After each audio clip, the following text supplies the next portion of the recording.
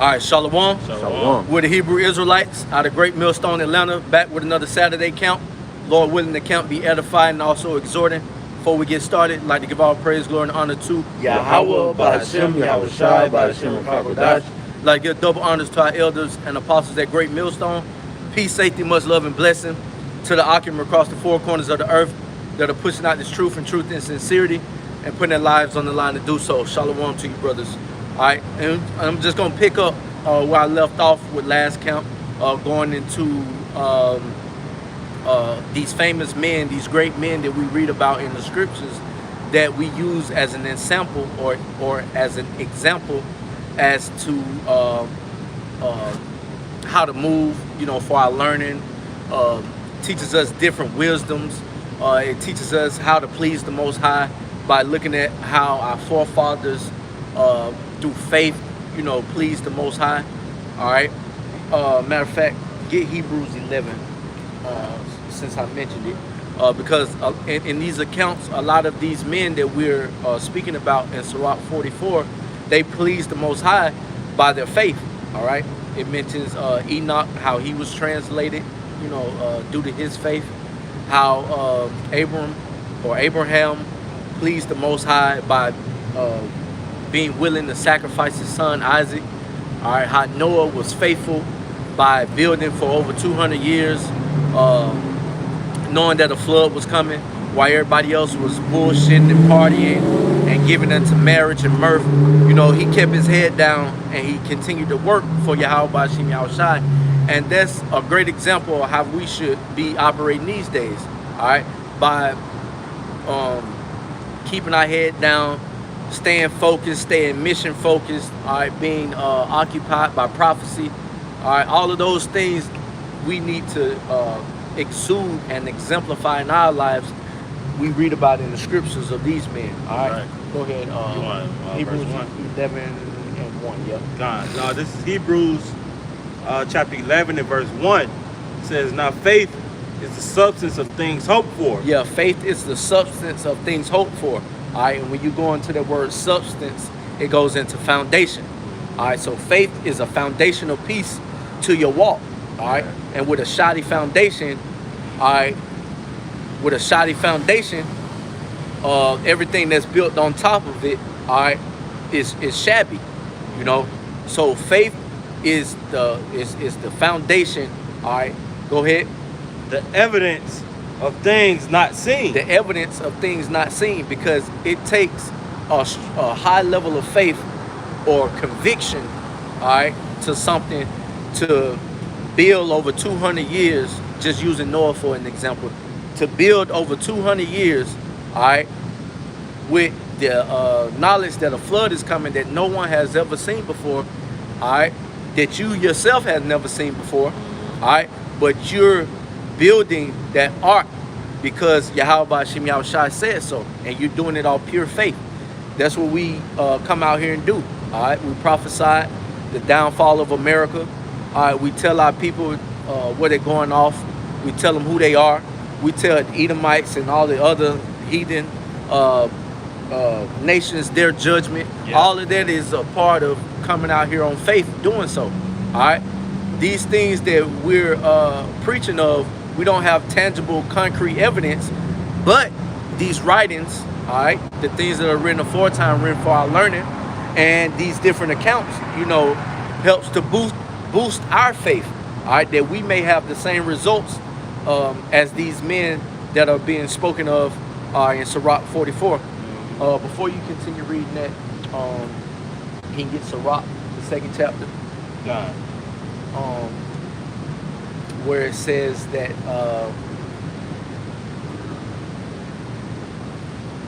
when we come to serve the Lord, prepare our souls for temptation. Yeah. The Sirach chapter 2 and verse 1 says, "My son, if thou come to serve the Lord, prepare thy soul for temptation. Yep, read on. Set thy heart aright and constantly endure." Yeah, hey, Noah constantly endured for over 200 years of murmuring and, you know, you got people around him that is doing things that may excite the flesh, that he had to shun away from to stay. the unbelief of others. Yeah. All right, you had sin all around them. You had wickedness all over. All right, you had, like the brother said, the unbelieving, the unfaithful. But he had to stay true to the mission. All right, he couldn't say, well, shit, don't nobody believe this shit, you know. So I'm gonna put down the plow. I'm gonna start working. You know, if the flood come, then what have you? You know, so be it. You know, that wasn't the attitude of Noah. He knew that by continuing on the path, all right, and having a foundation of faith, that he would please the Most High. That's why we're still talking about him to this day. You know, read on this, Sirach. God. I'll start back at the top. Sirach 2:1. My son, thou come to serve the Lord. Yeah, because that was a service that Noah was doing. All right, building that ark. All right, before the flood came. All right, and we are here building the third temple of David, man. This is an occupation. This is a work. All right, so we come to serve. We're in the servitude role. Go ahead. It says, prepare thy soul for temptation. Prepare our soul for temptation. And how do we do that? One way, you know, is reading these different accounts like we're reading. It prepares our soul to withstand the wiles of the devil, you know. Go ahead. It says, prepare thy soul for temptation, set thy heart aright, and constantly endure. Constantly endure. Read on. It says, and make not haste in the time of trouble. And make not haste in the time of trouble. All right. When the times that we're coming into, the time of Jacob's trouble. All right. The mission isn't done when Jacob's trouble hit. All right. We have to continue to stay faithful and true to the things that we believe in, you know, and be fully persuaded in our own minds. All right. Keep reading. Verse 3, cleave unto him and depart not away, that thou may be increased at thy last end. Ooh, that thou may be increased in thy last end. Take Job for an example. All right, the Lord allowed Satan to tempt Job and to bring a hardship upon him. All right, but what did Job do? He cleaved unto him. All right, he set his heart aright. All right, and constantly endured, and he was increased in the latter end. All right, everything came back to Job 100-fold. Everything that he lost, you know, in that period of being chastened by Satan. That's right. Well, by being chastened by the Lord through Satan. All right, shall I say? All right, you can drop that, Sirach, and we can go back to where you was at. Hebrews 11. Hebrews 11, yep. And start that from the top. Hebrews 11:1. Now faith is the substance of things hoped for, the evidence of things not seen. Yep. For by it the elders obtain a good report. Yeah, and what the scriptures tell us, that we may walk by faith and not by sight. Keep reading. I think it's going into it. Now, verse 3, through faith we understand that the worlds were framed by the word of the Most High. Yep, go ahead. So that things which are seen were not made of things which do appear. Yeah, things that are not seen are not made of things that do appear. All right, now, it's easy to have faith in something that you can see. All right, it's easy to have faith in something that you can touch, you can see, you can smell. All right, your senses can be put to it. It's easy to have faith that if the Lord allows you to wake up tomorrow, all right, that the things that we're speaking of are going to come to pass, you know? Read on. I got a precept going into what you were saying. It's Okay. Romans chapter 8 and verse 24. It says, for we are saved by hope. But hope, it says, but hope that is seen is not hope. For what a man seeth, why doeth he yet hope for? Yeah, if I know my car is parked in the driveway, why would I hope that it's there? Right. I can see it. I can look out the window and say, oh yeah, that motherfucker's still there. Right. All right. But with the Lord, you can't see him. All right. But you have to know that he's still there. Yeah. All right. The scripture tells us when there's 2 or 3 that are gathered in his name, that he is amongst us. All right. So the Lord is literally right here within the midst of this congregation as us 3 brothers are here preaching. You know, the Lord is in the midst of us, and we believe that through faith. All right. Because nothing has ever happened, and Lord forbid it doesn't, to brothers when we're out here preaching. Yeah. You know, niggas may talk shit, you know, they might buck, but ain't nothing seriously ever happened because why? The Lord is in the midst of us, brothers, man. When we're out here teaching, you know, and we wholeheartedly believe that. So that's the thing. That's faith, believing on something that you can't see. All right, but if it's tangible, you can look and see. Hey, they don't take no hope, man. Yeah. You know it's there. All right, go ahead. Verse 25, it says, but if we hope for that we see not, then do we with patience wait for it. Yep. And that we through patience wait for it. And that's the process, or that's the current state that we're in right now.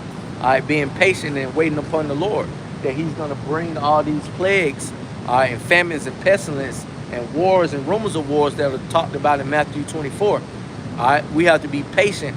All right, and it also said be patient when they all change to a lower state. I believe inside of Sirach 2, yeah. if we would have kept reading on. All right, so patience is a big part of the game too. All right, faith along with patience. All right, those are two fruits of the spirit. All right, and the fruits of the spirit add on to each other. All right, so your faith increases when you add these other different spiritual gifts through Yahweh Shem Yahushai. Go ahead. That was it on that. All right, and patient being one of the most important. All right, because throughout all the scriptures compare the waiting on the Lord to a waiting man's game. All right, it always compares it to fishing, all right, which is a patient waiting man's game. It always compares it to farming, all right, which is a patient man's game. Yeah. All right, so on and so forth, man. All right, so patience is the key to having faith. You know. Yeah. Go ahead, brother. You want to go back to Hebrews? Yep. Hebrews chapter 11. You can read down to 6. Chapter 11, verse 3. It says, through faith, we understand that the worlds were framed by the word of the Most High, so that things which are seen were not made of things which do appear. It says, by faith, Abel offered unto the Most High a more excellent sacrifice than Cain, yeah, by which he obtained witness that he was righteous. What verse you on? Verse 4. Okay, keep reading. It says, by which he obtained witness that he was righteous, the Most High testifying the gifts, and by it he being dead yet speaking. Mm-hmm. By faith Enoch was translated, yep, that he should not see death, yep, and was not found, mm-hmm, because the Most High had translated him.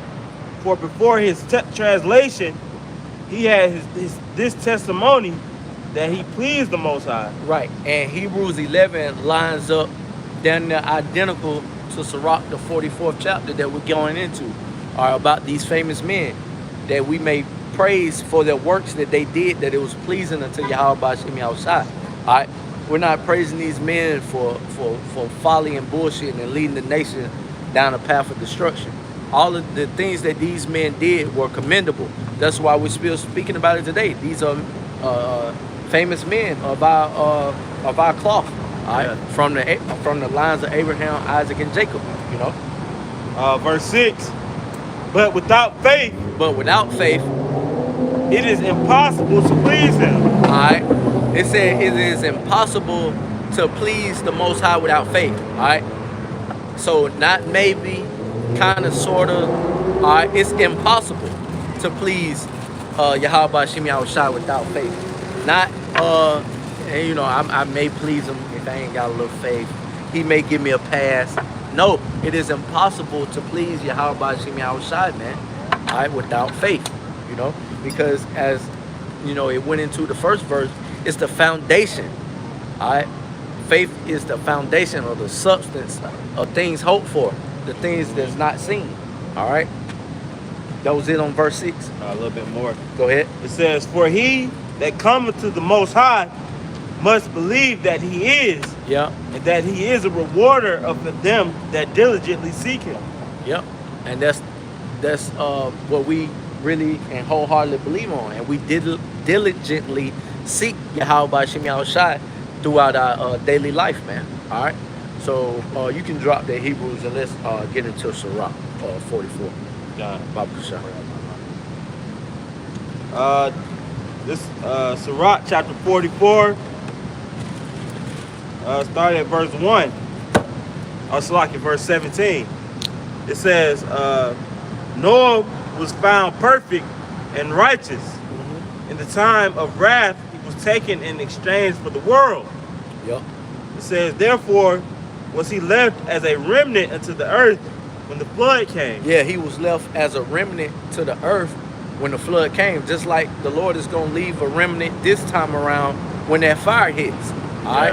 And this time the remnant is going to be the 144,000 and the 1/3 of you Israelites that are on this sign, starting with the Negroes all the way down to the so-called Mexicans, all right, which are the true biblical names, which is Judah, Benjamin, Levi, all right, which makes up the southern kingdom. Then you got Simeon, Reuben, Ephraim, Manasseh, Gad, Reuben, Zebulun, Naphtali, Asher, Issachar, all right, which are the true names of the Israelites that call themselves by these names that are on the left of this sign. All right, those are the 144,000 out of those nations are going to be the remnant that's left this time around. Like Noah, his 3 sons and their wives were left as a remnant during the flood, all right, to repopulate the earth. And that's how the 144,000 is going to bring life back forth in the kingdom of heaven, okay? So that remnant, all right, the Lord, he does some destruction, but what he doesn't do is destroy his people completely, all right, which is the apple of the Most High's eye, okay? Precept. Okay, go ahead, bro. This is John chapter 3, verse 18. He that believeth on him is not condemned, but he that believeth not is condemned already, because he have not believed in the name of the only begotten Son of the Most High. Yeah, you condemned already. We read it's impossible to please him without faith. All right.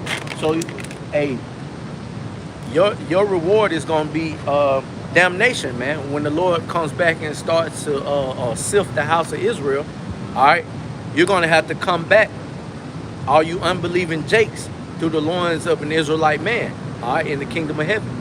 All right, so you're going to have to taste death right along with the so-called white man and the so-called Indian man, so-called Arab man, all right, because you've completely bought into this man's system. All right, go ahead. It says, verse 19, John 3:19, and this is the condemnation, that light is coming to the world, and men love darkness rather than light, because their deeds were evil. Yep, and that's why the Lord has to come back and render his judgment upon this earth, man, with flames of fire, all right, and rebukes from those chariots, okay? That was it. All right, you can go back. Back to Sirach chapter 44, verse 18. It says, an everlasting covenant was made with him, that all flesh should perish no more by the flood. Yep. Abraham was a great father of many people, and glory was there none like unto him. Yep. All right, so let's get Noah in that Zonovan. Let's read up a little bit about Noah in the Zonovan Compact Dictionary.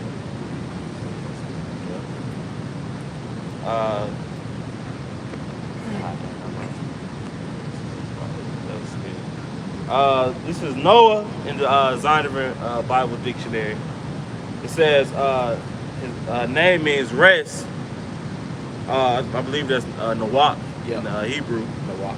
Yeah, it says the son of Lamech, and 10th in descent from Adam and the line of Seth.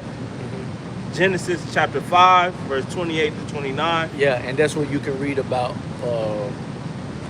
Noah and who begot Noah and his line and lineage in Genesis. All right, read on. It says, he received his name because Lamech foresaw that through him the Most High would comfort the race and partially alleviate the effects of the Edenic curse. It says Noah was Noah was uniquely righteous. in a totally corrupt age.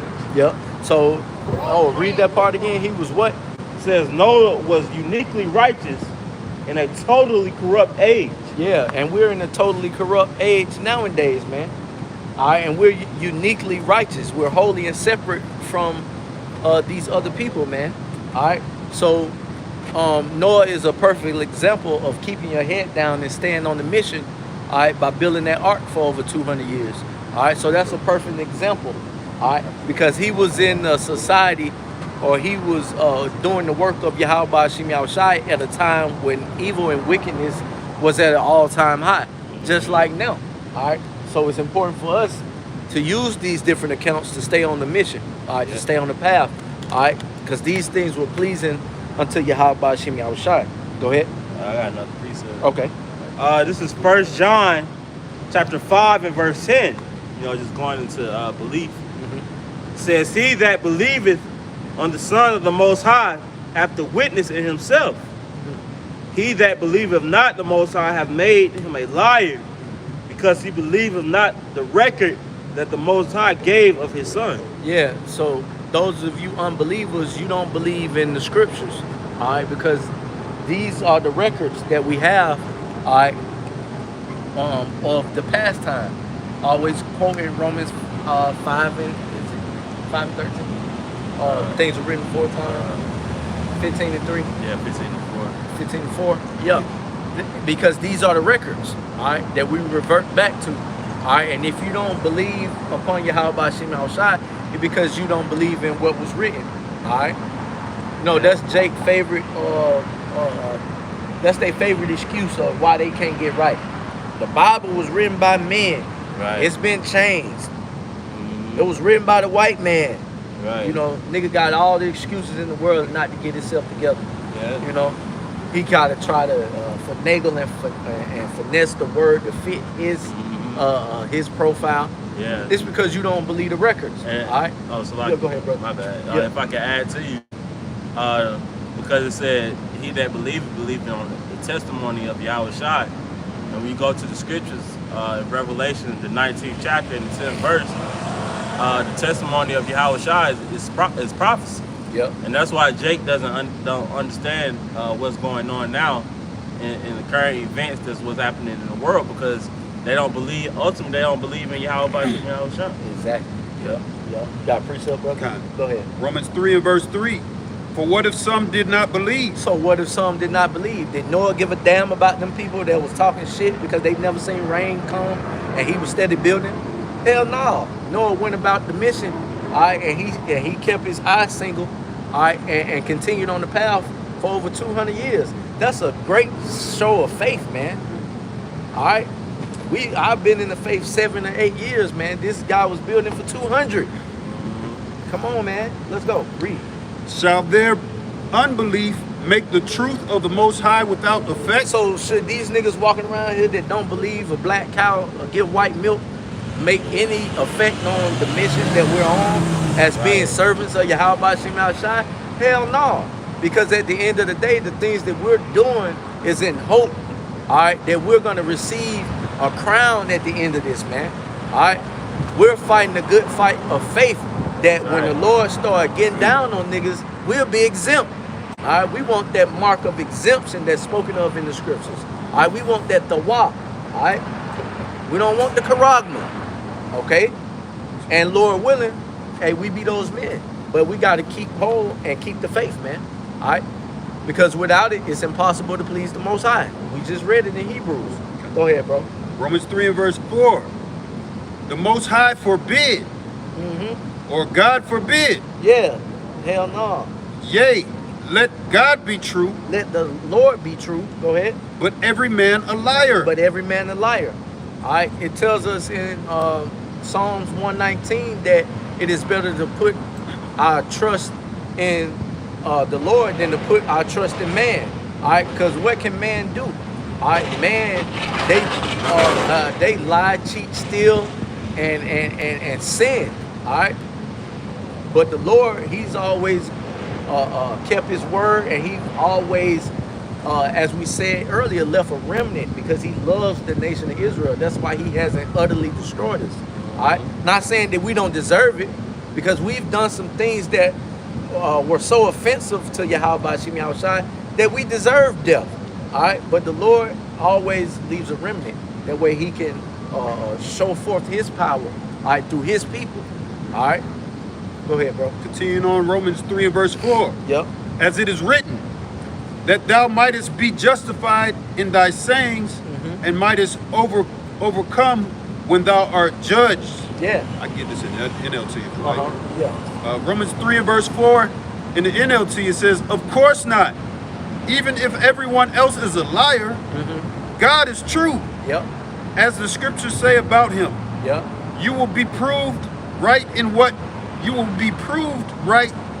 say, and you will win your case in court. Yeah, so Noah was justified, all right, or he was make known to be truthful and faithful to Yahweh Shem Yahushai when that rain started falling from the sky and niggas started looking crazy. All right, then that they knew that this guy that was on this mission for over 200 years was telling the truth, man. Yeah. All right, and it was made manifest by Yahweh Shem Yahushai through His works, by letting the flood come down from heaven, all right, on these unbelievers. You know, Noah didn't have to say nothing.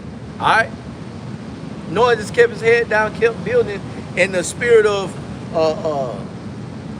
that he can that the Lord is gonna show you niggas better than He can tell you. All right, and that nothing that was happening around him knocked him off the path. Yeah. All right. I got something. Yep. This is Psalms chapter 110 and verse 3. Yep. Thy people shall be willing in the day of thy power. Yeah, the people are going to be willing in the day of our power when the Lord starts translating us, giving us these new bodies, all right? And they're seeing that the things that we've spoken about, what is that? Ecclesiastes 33? Ezekiel 33. Ezekiel 33. You holding If it? I could say, Hold on. real quick to add to you, Yep. because you mentioned Noah.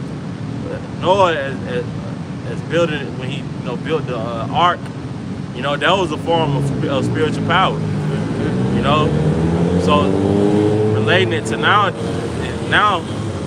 us, because the scriptures say that we'll do things that Yahweh Shai did and greater.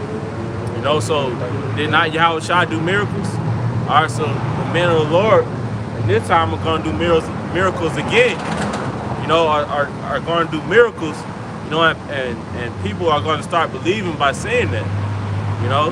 Just like like the officer mentioned during the time of Noah, the people didn't believe in rain because they never seen it. But until it started raining, they like, now it'll be too late. Yeah, it was too late.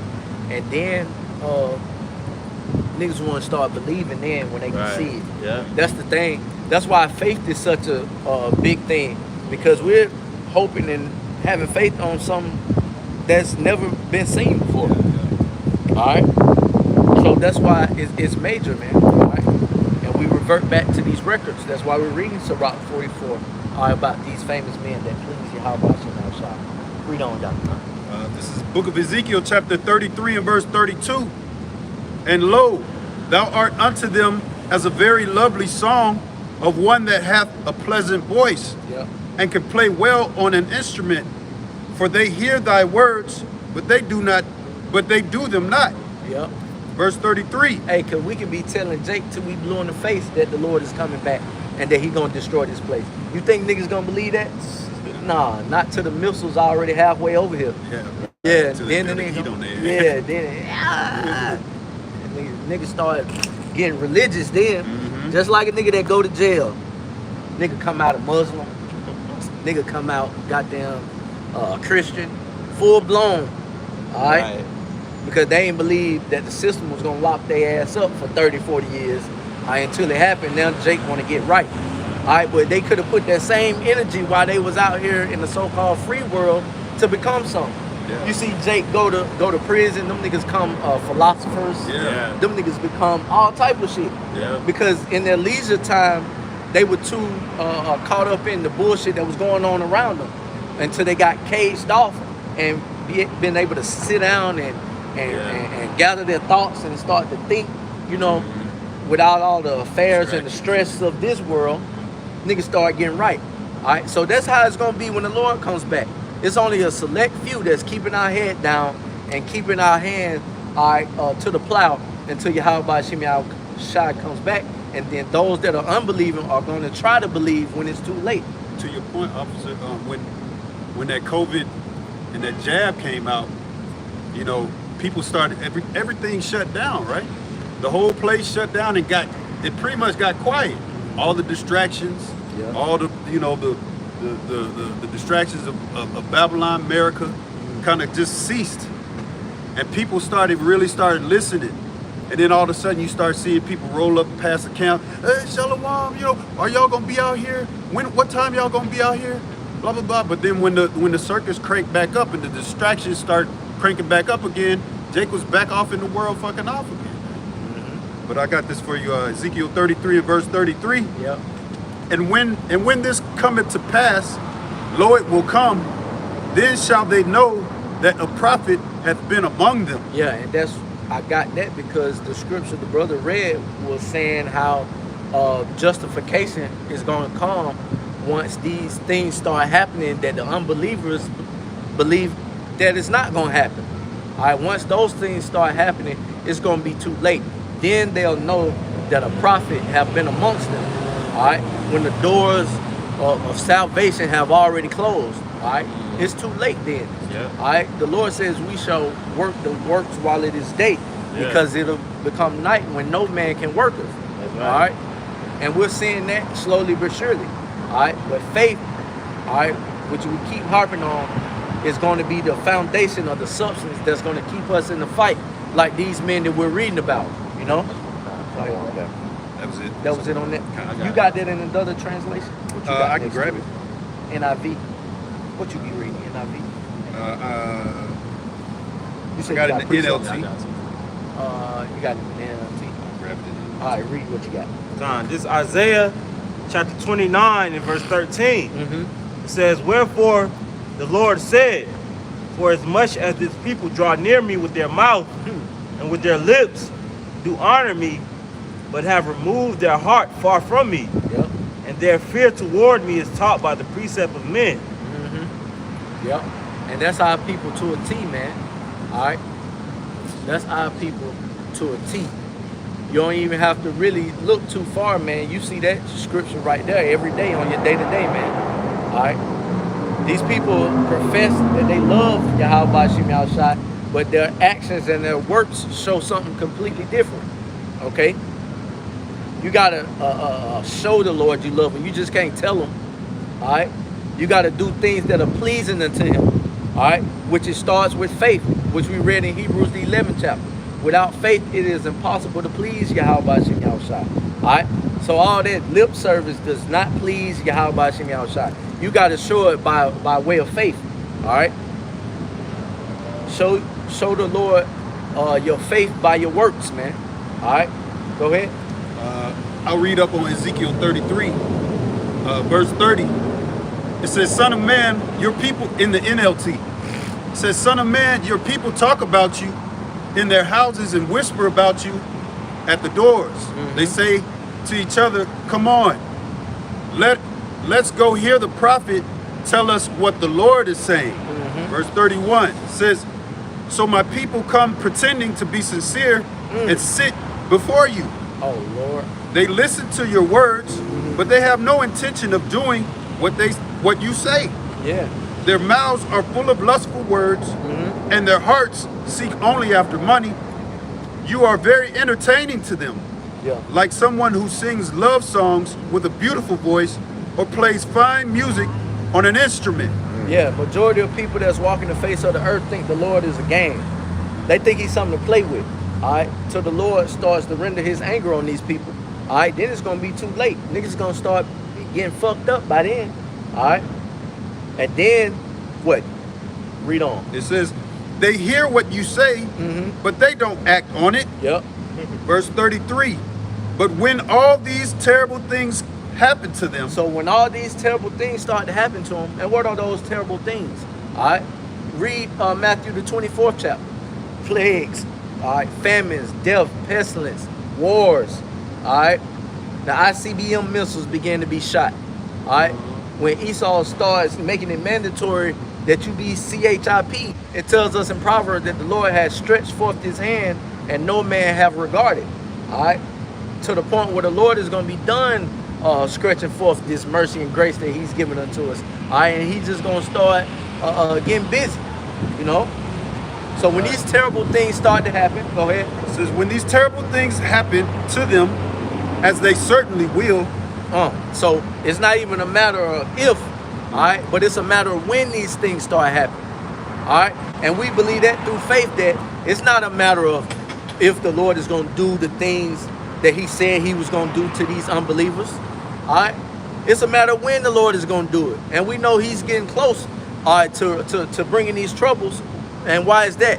Because we see the signs. All right, we see the wars and rumors of war. We see famines and pestilence and earthquakes in diverse places. All right, all of these things are taking place right before our eyes, man. All right, and we see it. All right, and we believe. That's why our actions show. All right, and that's why our faith is being built up and increased. All right, go ahead. It says, continuing on, Ezekiel 33 and verse 33. Then they will know a prophet has been among them. Yeah, then that you'll know that the men on the street corner that were saying things before the things happened, which means to prophesy, all right, well, amongst you, all right, and you treated them as if they were regular men. All right, you treated them as if the message that they were bringing out, all right, wasn't of Yahweh Shem Yahushai. You treated them as if the trumpet that they were blowing to show our people their transgressions, as it tells us in Isaiah the 58th chapter, that didn't apply to you. All right, that trumpet fell on deaf ears. All right, and then all these troubling things start to happen, and you ignored the warning signs. Then what better for you, man, than death, destruction? Yeah. All right, because the scriptures asks us, hey, who pities a charmer that is bitten by a snake? Nobody. You shouldn't have been fucking with it. All right, nobody have pity on the nigga that's doing stupid shit. Yeah. When evil things happen to him. What you chalk it as up? Nigga shouldn't have been doing it. Right? Pretty much. And that's the same sentiment with Yahweh Shem Yahushai. You niggas should have got right.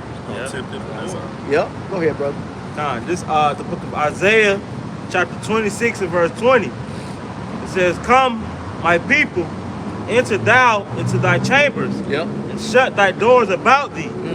Hide thyself as it were for a little moment, until the indignation be overpassed. The word indignation goes into anger. You know, righteous. So, righteous anger. It says, verse 21, for behold, the Lord Yahweh cometh out of his place to punish the inhabitants of the earth for their iniquity. The earth also shall disclose her blood, and shall no more cover her slain. Yeah, so, like the officer is going into, hey, the Lord is bringing, so much destruction into America that, the elect have to go in chariots, man, to avoid it, into another realm, That's how fierce and how angry that Yahweh Shem Yahushai is. Yeah. All right? So if you have, because all of this is stemming from faith. Yeah. So if you have the faith and belief in Yahweh Shem Yahushai now, you're building yourself up, then you'll be able to avoid this, man. That's right. All right. What were we reading at? Back in Zondervan. Yeah, Sirach 44. All right, finish that off in the Zondervan about Noah. Okay, got it. Yeah. All right, going back to the Zondervan, Noah, it says, I'll read the last point we made. Okay. It says, he received this name because Lamech foresaw that through him the Most High would comfort the race and partially alleviate the effects of the Edenic curse. Noah was uniquely righteous in a totally corrupt age. Yeah, he was uniquely righteous. He was holy and separate in a wicked age. All right, and continuing to build that ark. All right, when nobody believed. All right, in the midst of unbelievers. In the midst of hella distractions. Go ahead. God. And it says, when he was 480 years old. At 480 years old. All right. Go ahead.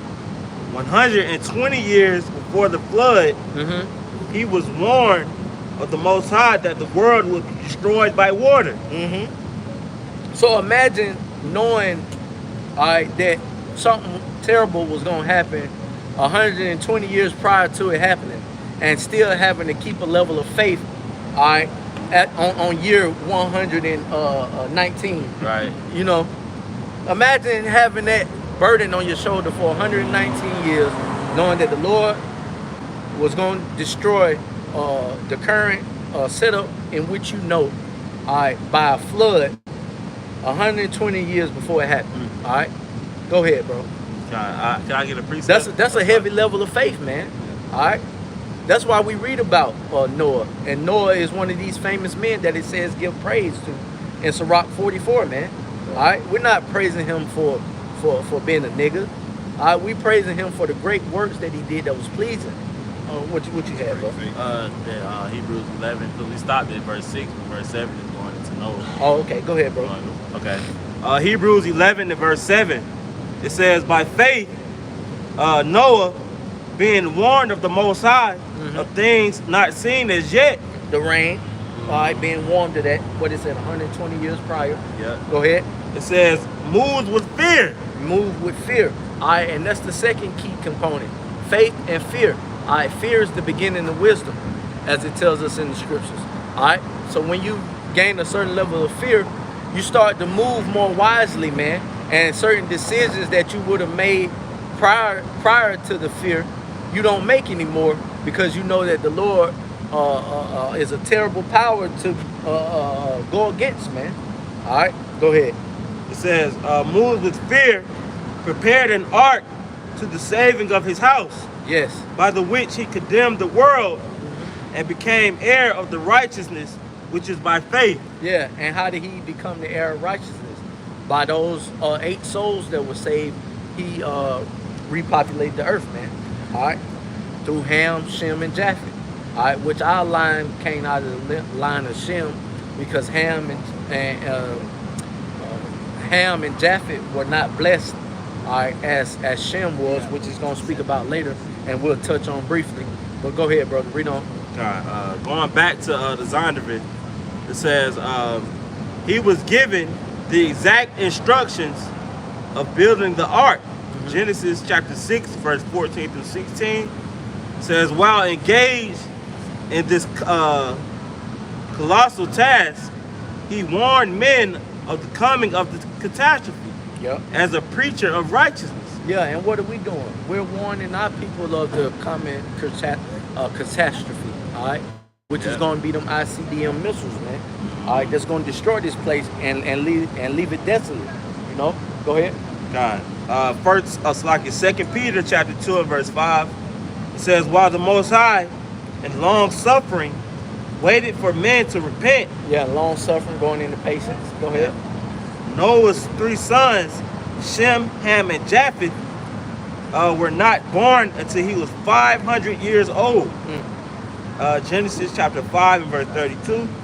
It says, 1 week before the flood, the Most High led Noah and his family into the ark, and then supernaturally directed the animals went in unto Noah. It says, went in unto Noah into the ark, 2 and 2 of all flesh, wherein is the breath of life.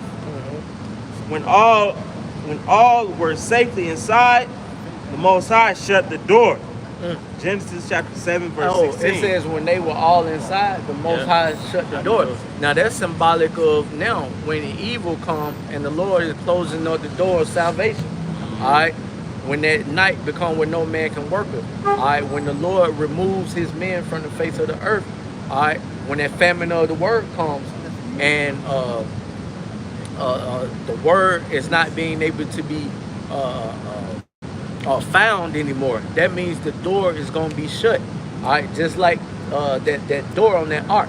Yeah. All right, once everybody that was in, the doors were shut. Just like when the elect is sealed. All right, and the Lord released those winds from the 4 corners of the earth. Yeah. All right, that means the door is shut on salvation. And if you ain't in, you ain't in, man.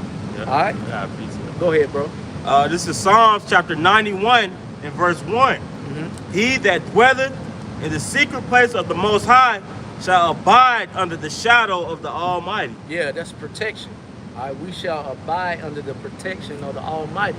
All right, and only those that are of the 144,000 and the 1/3 is gonna have that protection from the Lord when He starts to come back and judge this place for the wickedness that it has pushed out upon the face of the earth in a large, massive way.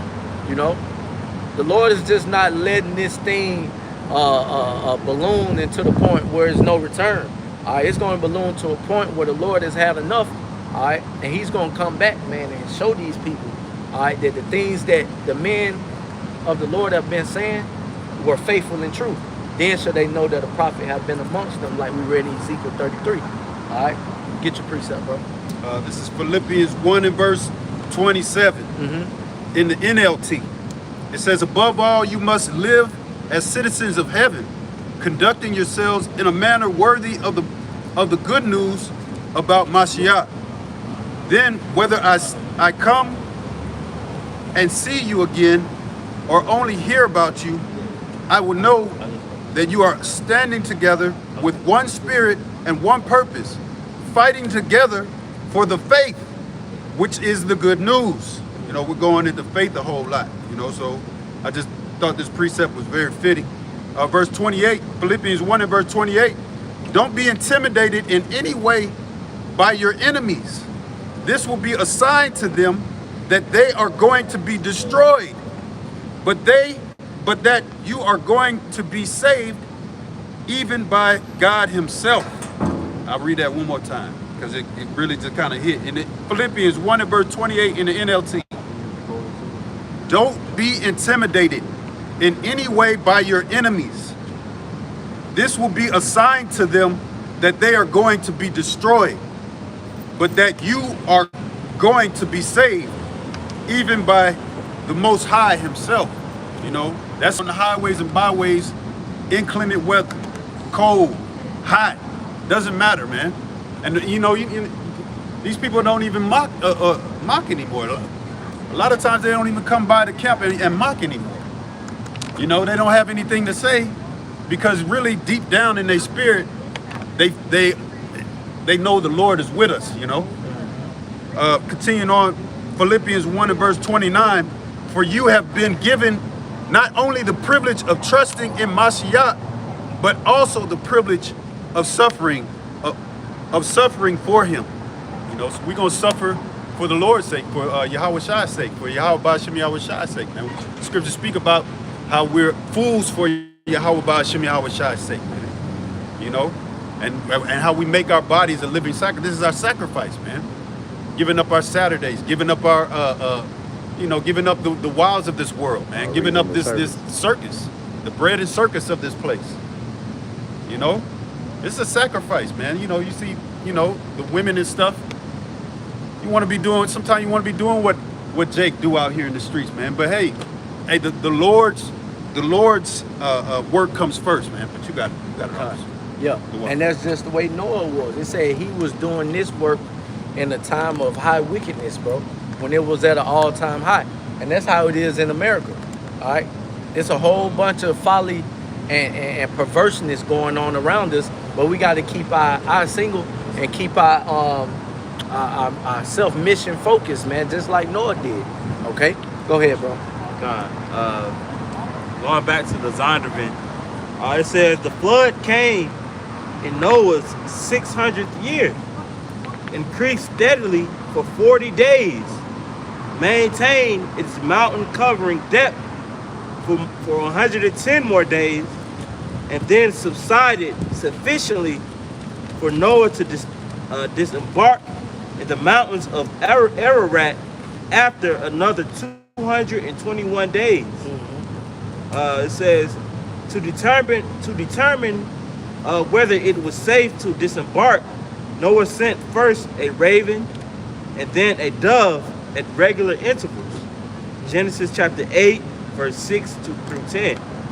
It It says, the freshly plucked olive leaf proved to him that such sturdy plants had already begun to grow on the mountain heights. The Most High commanded him to disembark, and Noah built an altar and offered clean beasts as burnt offerings to the Most High. The Lord then promised never to send another universal flood, confirming it with the rainbow sign, Genesis chapter 8, verse 21 through 22. Yeah, you can read about that account, in Genesis, the 8th chapter. All right, if you want to get a little more background on it, but we're just reading through Noah for the sake of time. All right, let me see. I know it's a lot. Where you at? I'm Right here. Yeah. Human government.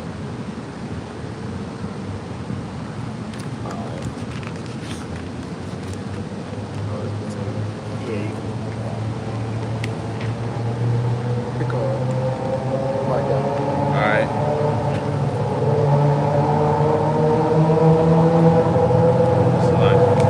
It says, Noah became a husbandman, planted a vineyard, drank himself into a drunken stupor, and shamefully exposed himself in his tent. Genesis chapter 9, verse 20 through 21. Ham, presumably led by his son Canaan, made fun of Noah. For this foul deed, Canaan was cursed, and Ham received no blessing. Yeah, and this is going into how the line of blessings didn't come through Ham and Japheth. All right, it came through Shem. All right, we are Shemitic people. The Israelites came through the line of Shem. All right, which a big misconception is that we came through Ham. All right, and in this same Zondervan, we're gonna get Ham and see what it says. All right, because although we may be dark in color, all right, doesn't mean that we're fucking Africans. You know, they call us African Americans. All right, we fled into West Africa out of our land. All right, from Herod and his army, man. All right. Yeah, we fled from persecution. You can read about that in Revelation, the 12th chapter, and Matthew, the 2nd chapter. Okay, but we were picked up off the shores of West Africa. All right, but we were never Hamites. All right, we were fleeing our land from persecution. Yeah. All right. Yeah. Hey, the Lord, what's that? Exodus 11:7 says that the Lord put a difference in between us and the Hamites. Yeah, right. You know, so we're not the same. Yeah. I think it's saying the Zondervan. Yeah, it's saying the Ham. Zondervan too. Yeah. I I think it's like. If I could add to the officer's point, it's Shemitic. It's not Semitic. It's Shemitic. You know, so you got these small headers. They like to harp on anti-Sem. It's Shem, and they ain't the only Shemites. Right. You know. Not even Shem. He's going back to the Hebrew Shem. Sean name. Yeah. Exactly. Yep. You got. Yep. This is the Zondervan definition for ham, and it says ham, perhaps hot. That's what it means. I believe it's come in the Hebrew. The youngest son of Noah, born probably about 96 years before the flood, and one of 8 persons to live through the flood. Yep. Lord saved 8 people. Bro. 8. Damn. Yep. It says That's definitely a remnant. Yeah. 8 people. 144,000 is a huge number compared to 8 souls when the flood came. Yeah. Damn. Go ahead. It says he became the progenitor of the dark races. Yeah, that means he was the forefather of the dark races. He was the progenitor, meaning the genes of the dark race came from Ham. Go ahead.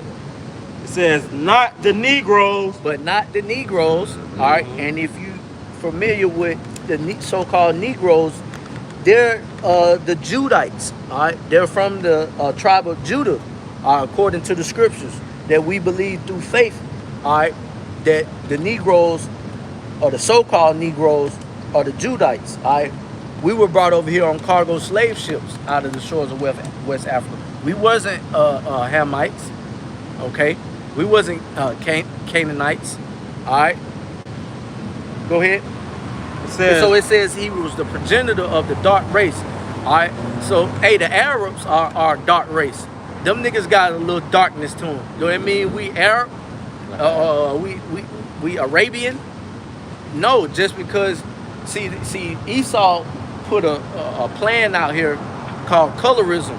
All right, and niggas start identifying themselves by colors instead of by their genetics and the line of their nationality or where they really came from. All right, that's why we gotta take Jake back to elementary school and kindergarten and tell them they're not black. yeah. If anything, you're brown. All right. So you got to take Jake back. The Lord did not, when he populated the earth, he didn't say, okay, the black people, the white people, Right. all right, the blue, the purple. The Lord didn't do that. It came out of seed and nationality, man. All right. That's why we also, when we're teaching, all right, we don't teach color. All right. We teach that you could possibly be an Israelite based on the spirit bearing witness with our spirit. Also, geography, all right, where you may have came from or where you may have grew up. That's another indicator. But the ultimate indicator, all right, is the seed or the line that you came through. And if you didn't come through Isaac, Abraham, and Jacob, then you're not an Israelite, man. Right. All right, that's just point blank period. All right. So Ham was the progenitor of the dark race.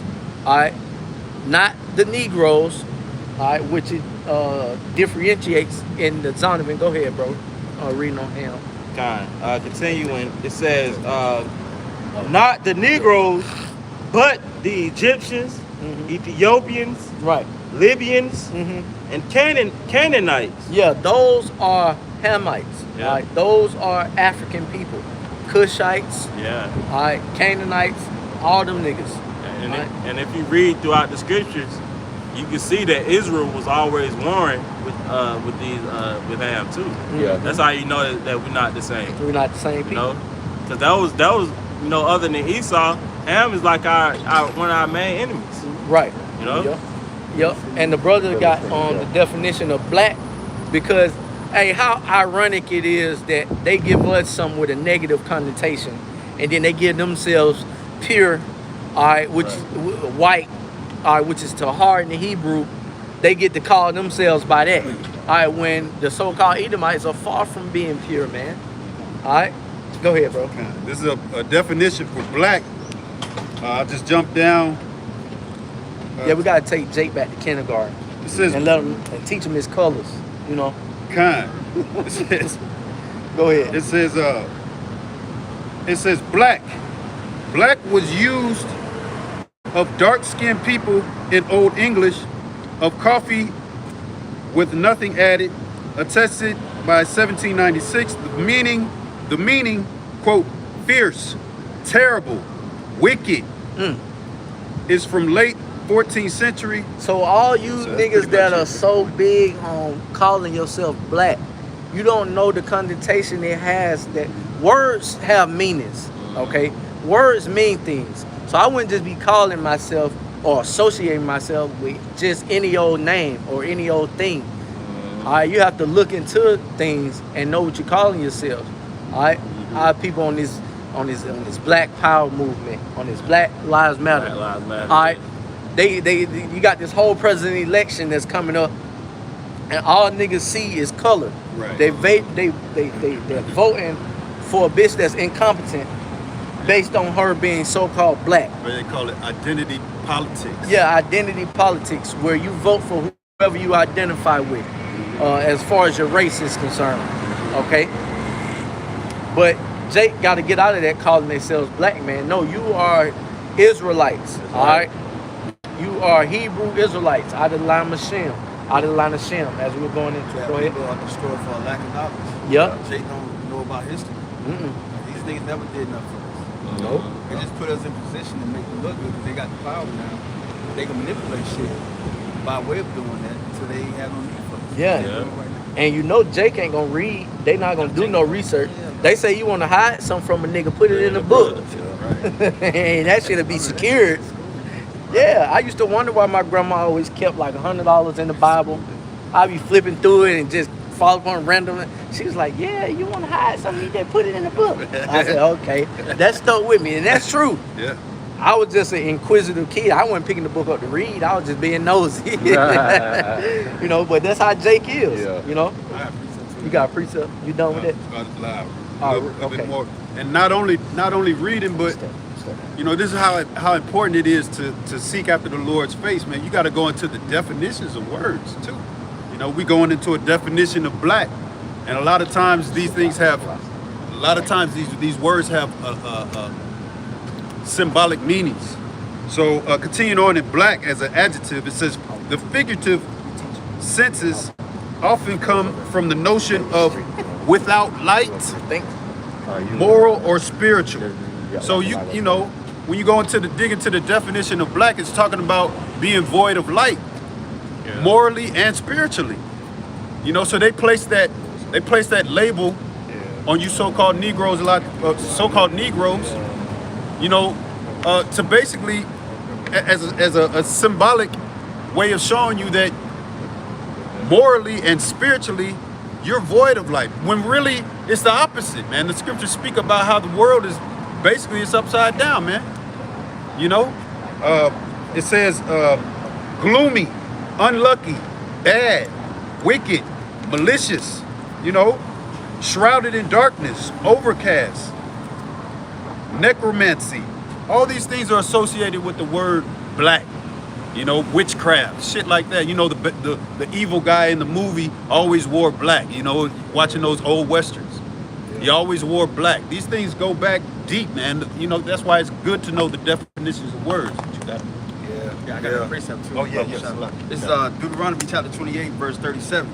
And thou shalt become an astonishment, a proverb, and a byword among all nations, whether the Lord shall lead thee. Perfect. I'm glad you brought that out, Captain. I actually wanted that too. I'm gonna go into proverb and byword because you got the Revelation 11. Because it's actually a beautiful thing for us to have the mindset to witness these things playing out in real time, because we're fulfilling those curses that the law, you know, with the Lord said. Hold Daniel, you still reading? Yeah, I got you. Hold Daniel chapter 9. Daniel chapter 9. Yeah, we literally here to fulfill and play out, you know, the things that were spoken aforetime, that, you know, to the glorification of our Lord. So like the elder brought out, Deuteronomy 28:37 is the curse to deal with us being proverbs and bywords. And I want to go into what a byword is, the definition, and this is according to ChatGPT. It says a byword is a term or a phrase used to describe someone or something in a way that characterizes them, often as a symbol of a particular trait, usually negative or cautionary. And that's what happened with us. We've been associated with this trait, which has a negative. What you read? I'm on ChatGPT. And what's the word? Proverb. Proverb? This is AI's definition of proverb. That's good. I mean byword. Excuse me. Byword. So it says usually negative or cautionary. For example, someone who is a byword for dishonesty is well known for their dishonesty.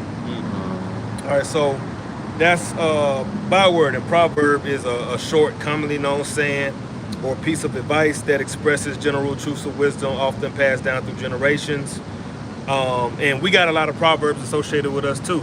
Like, who was just saying that about hide from somebody, put it in a book? You were just saying that, right? That's a proverb amongst us. You want to hide something from a nigga, you put it in a book. Yeah. That's an example of a proverb. Proverb. And like I mentioned, get that Revelation 11. This is us playing out and fulfilling these scriptures. But they made it true because, not to cut you off, they made it true because they had a law saying that we couldn't read. And if they did catch us reading, they would punish us by way of cutting out our eyes, cutting out our ears, or just putting us to death. Yeah. They didn't want us to learn. So that byword proverb, it really came from them torturing us. Yeah. The Lord gave them the power to put us in this captivity. That's why you got Jake the way they are right now. Yeah. Okay. Yeah, bring it out. This is Revelation chapter 11, and I'm gonna start at verse 3, and it says, I will give power unto my 2 witnesses, and they shall prophesy 1,260 days, clothed in sackcloth. Yeah. So, officer, well, you know, so read that again one more time. This is Revelation chapter 11 and verse 3. And I will give power unto my 2 witnesses, Yeah. and they shall prophesy 1,260 days, clothed in sackcloth. Yeah, so the 2 witnesses being the northern and southern kingdom, that time limit that is mentioned really goes until the time that we came here, your whole Deuteronomy 28, the time that we came here on those slave ships up until now, us fulfilling out the remainder of the curses, because we went through them through different captivities, some tribes more than others, but then you had more things that had to be fulfilled, which ultimately that prophesy, even though we are prophesying here on the highways and byways, we actually prophesying according to that scripture by actually going through the things written in the book. All right, you can bring that out. Since we're talking about blacks, right, we're gonna get into the curse of the so-called black man coming here, because like the officer was talking about, we not the Hamites, right? And that's a big mistake, a big like misconstruction when it comes to so-called black people, is that we are actually Africans. I got a friend of mine who's a Liberian, but he thinks he's different than us. You know what I'm saying? He doesn't really, he identifies with us, but he thinks he's still better than us because he's a Liberian. Yeah, even you know, you go over to Africa, they know that we're not the same. Right. They don't classify this as themselves being us. But when you here in America through iconoclasm or however Esau played it, it's stuck in the minds of our people that they're African American. Yeah, and I've been doing a lot of work on Camilton Road lately. I've been doing a lot of work on Camilton Road. I've been doing a lot of work on Camilton Road lately, and I've been seeing a lot of real Africans out there. Yeah, Esau got them out there. Esau got the real Africans out there on Camilton Road, and I was looking at them, and I was like, man, look how they walk. Yeah. Even though they dressing like this, like, Yeah. no, they ain't. They're a little different. They kind of monkey-like, bro. Yeah, they're a little different. Bring out that. It reads, "And the Lord shall bring thee into Egypt again with ships, by the way whereof I spake unto thee. Thou shalt see it no more again, and there ye shall be sold unto your enemies for bondmen and bondwomen, and no man shall buy you." Right. And that was fulfilled through African American Negroes. Everybody know that history. Everybody know the history of the so-called black man here in the United States, that we were brought here on cargo slave ships. That's that scripture right there. All right, we prophesied, we prophesied that in sackcloth. We went through that. Yeah. We were stacked on those ships, Yeah, shitting and pissing on each other, yeah. committing suicide, getting thrown off the boat. You know, some of us throwing ourselves off the boat. You know, only to still be here today and to know these things now, and to bear witness and tell Esau that he's guilty of this. Because when you look at the people that he brought over here, when you go into the history, they actually had Hebrew names. You know, a lot of them had Yah in their name. You know, they had those type of names. And Esau ended up, you know, over time getting rid of those names, going back to that movie Roots. Roots, yeah. That's fair. I was Toby. thinking that. Your name is Toby, boy. No, you know. Yeah. Yeah.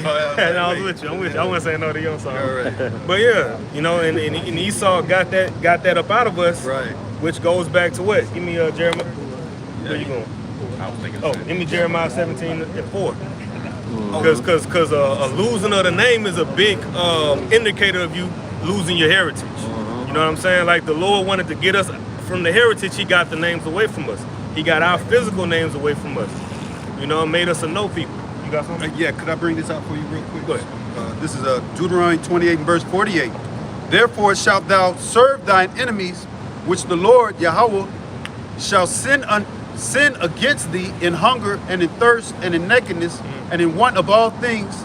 And this is the point. It says, "And he shall put a yoke of iron upon thy neck till ye have destroyed thee."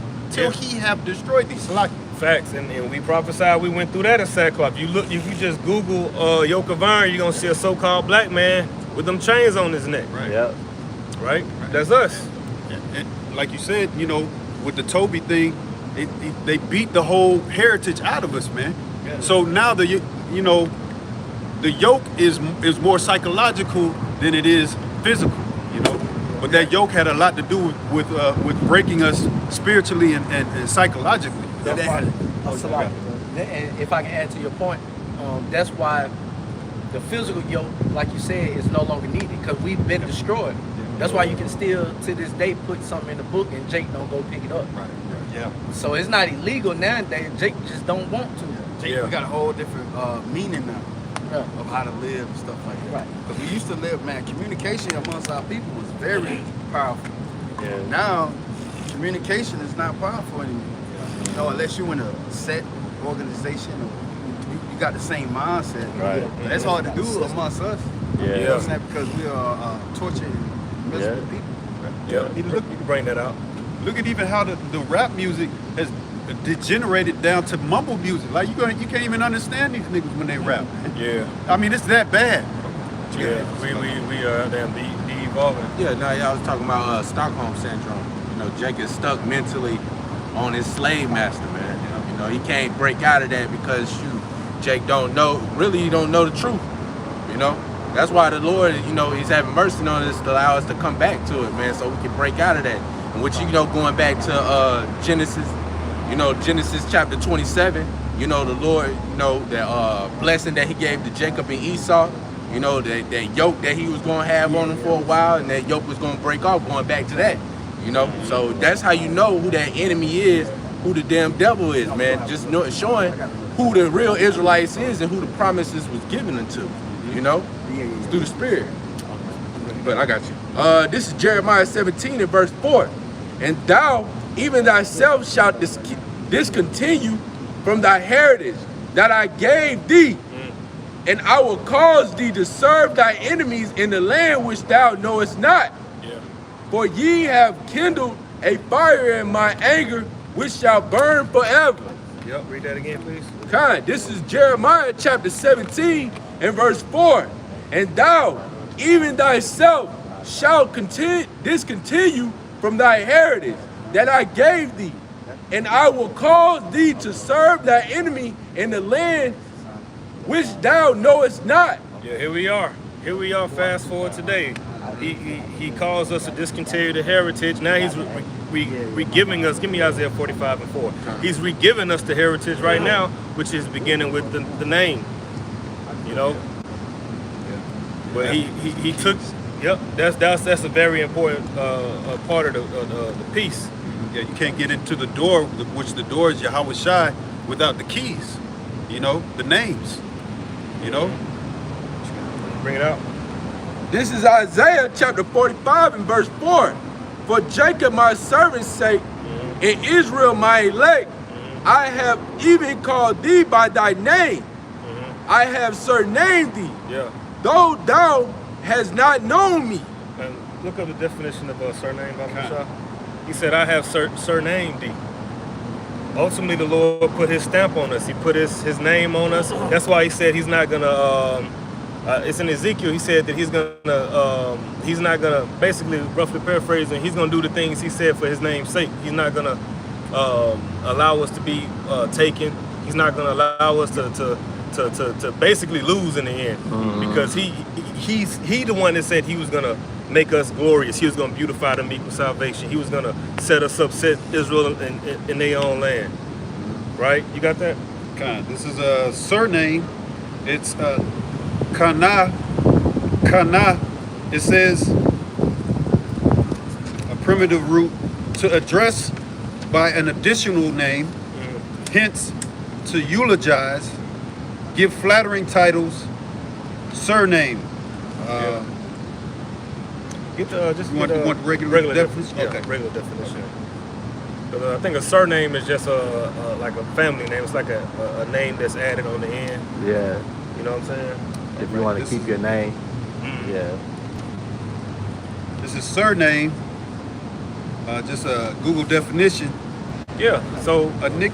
and we have read that again. It says a name shared in common to identify the members of a family. Yeah. So as a nation, we have that common name. Even though we have our tribes, we have our names.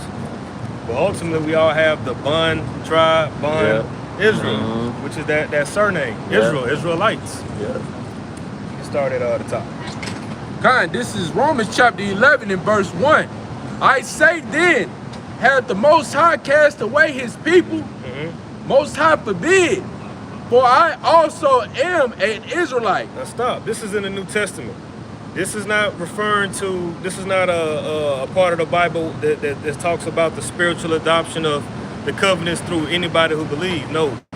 It's still talking about his people, quote unquote, which are Israelites. All right? And Paul himself is speaking. He's saying he is one of them.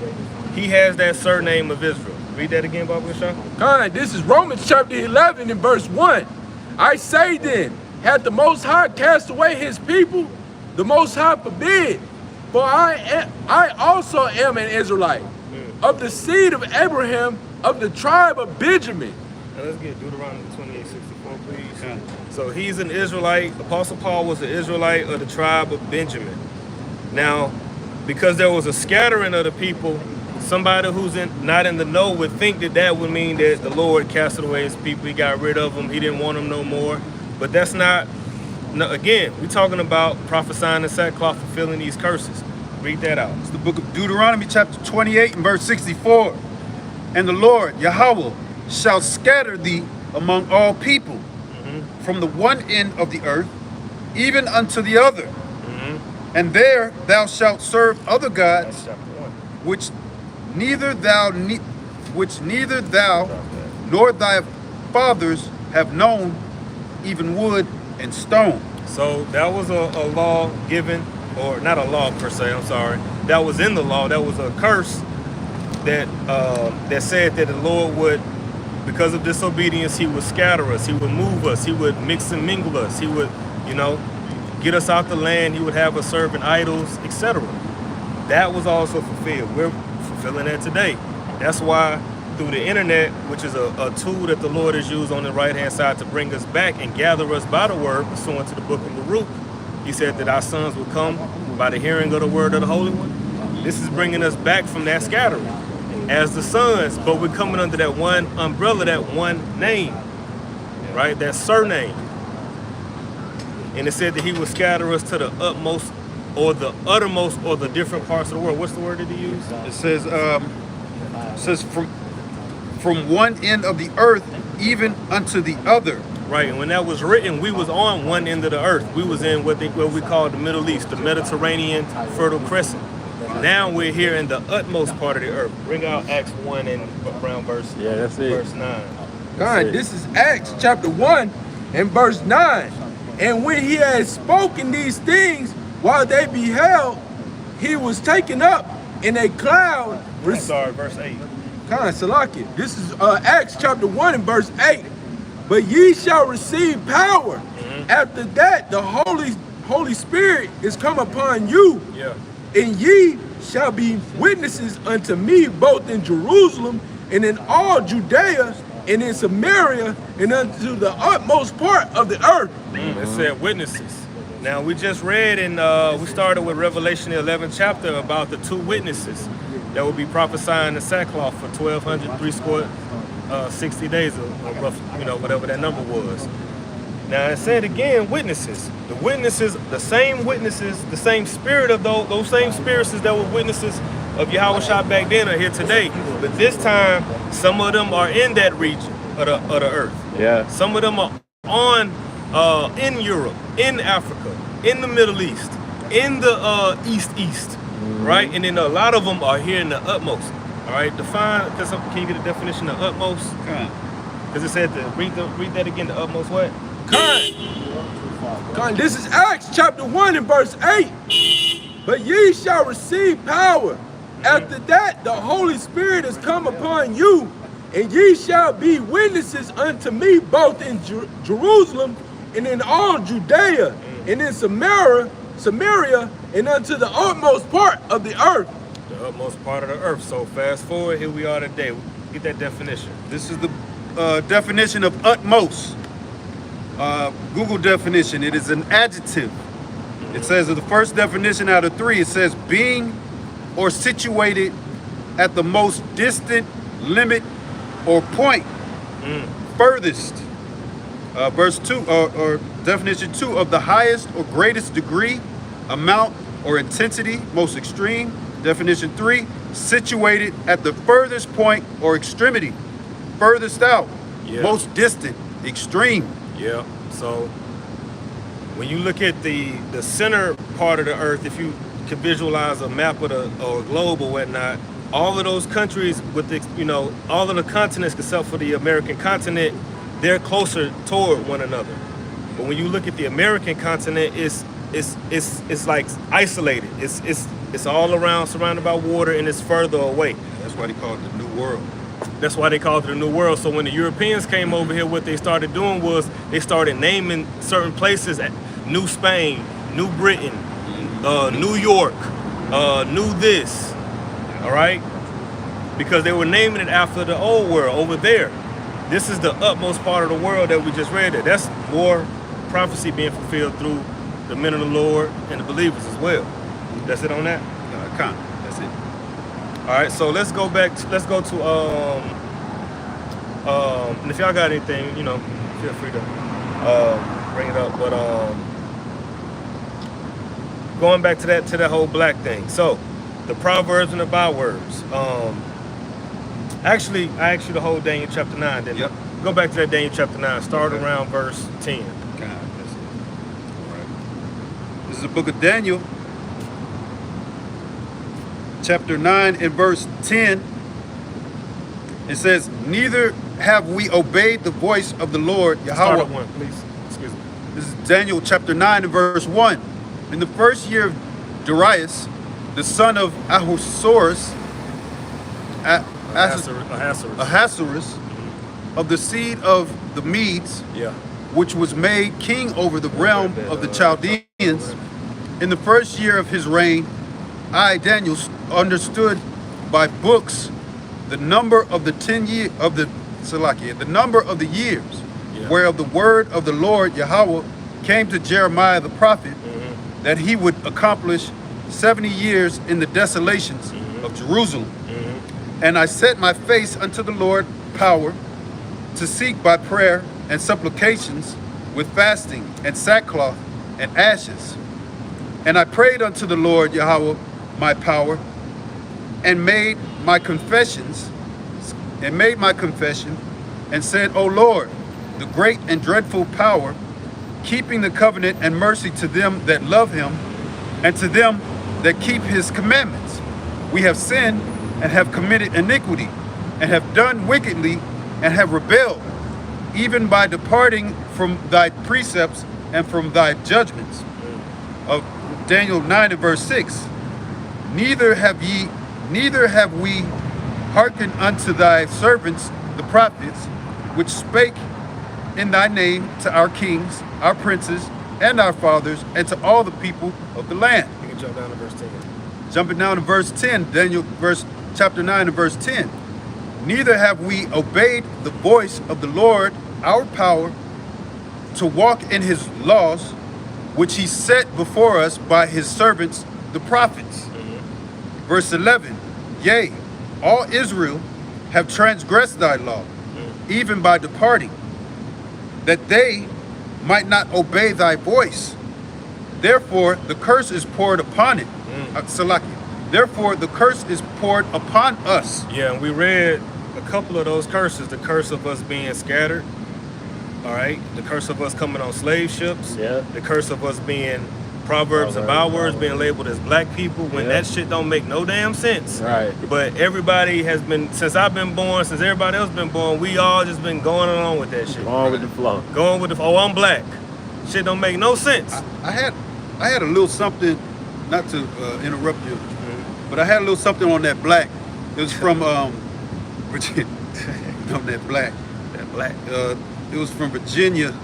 It came from Virginia. Or that's when the name. When it got changed, when it got switched. This is from Medium.com. Salakia. Jesse Jackson brought that term African American in 1980s. 80s, yeah. 88. Yeah. Just switching it up. I mean, yeah. Anyway. No way we Africans. Ain't no way we Americans. Right. No so-called Africans is not really Africans. They Hamites. They have. Right. Yeah. Canaan, son of Canaan, Israel. Yeah. You got Cush. Yeah. But Baal couple over the people lives. Isaiah 25:7. This is from medium.com. It says the Virginians legislated a new class of people into existence, the whites. They gave the whites certain rights and took other rights from blacks. White, as a language of race, appears in Virginia around the 1680s. That's white. That's white. So that's why the elder Malcolm be always bringing that up. Cause that's why I heard bring that out first about the white. The term white came in 1681. So the brother giving you a little history on when they started calling themselves white, which that's not an identity or nationality. That's low key a positive byword for them. They put them a positive byword on themselves and gave us a negative one. yeah. You got it. That was kind of post-Renaissance too. Yeah. Yeah. You talking about this? Yeah, Post-Renaissance. Because Jake was still in rulership too around the medieval time. Yeah. So they started to break their yoke from off their neck. Because Jacob ruled in that time, in the medieval time. You had certain kings like King George, King James, but they started to rebel against the powers that be. They started getting into prominent positions. And they started having these scholars and people just, they started to reunite that devil spirit back in them. Yeah. That's all part of prophecy anyway. Revelation chapter Revelation 20. Yeah. Go ahead and go there. That's it. And that word white means tahar, or pure. And the scriptures say that the spirit in them ain't upright. So how can they resonate with that? Right, they came over here with as the Puritans. Yeah. They tried to call themselves pure at that time. That's the thing that really just got me Esau, coming man. into the truth, how the depths of this devil, man, and his he's a deception. vagabond. Yeah, he's a Yeah, fugitive and a vagabond. He was running from his place. Identity. Yeah, his identity. Yeah, and imagine somebody that's on the run for real, like watching the show How I Almost Got Away With It. You look at these people that's literally on the run, they have to do a bunch of lying and some snaky ass shit to stay afloat. Oh yeah, this my name, this ain't my real name. Giving them some false identity, false name. Oh yeah, I'm really from here. Just a bunch of lies so that they don't get caught up in they They dye their hair. Dye their hair. Or grow out their beard or whatever the case may be to hide their And identity. Esau got stolen valor crimes on him. Yeah. Because now he claiming he's a king. He's really not a king. He's not a captain. He's not a sergeant of arms. Maybe in his own little world, but Esau is a damn demon. He's a demon. He's a slave. He's a vagabond. He's a murderer. All that. Of the planet Earth. He sinned against the Maker, his people, and also the whole creation. A lot to pay for, man. Yeah, he got a lot. You go ahead and finish. I'll finish this out. It says, I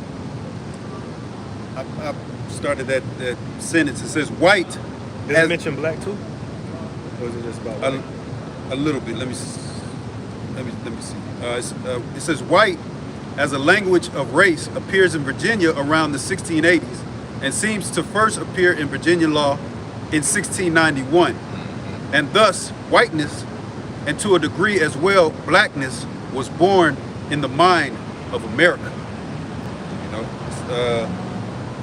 As of the 18th century, whites could not be permanently enslaved as they sometimes had been before, and black slaves could never work their way to freedom.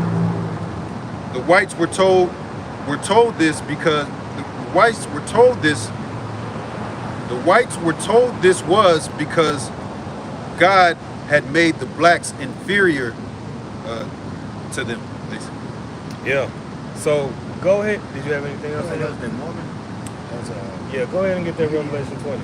This is Revelation chapter 20 and verse 7. Because this is all a part of him coming out and deceiving the nations, deceiving the world, him, doing what he does to get this power and establish himself.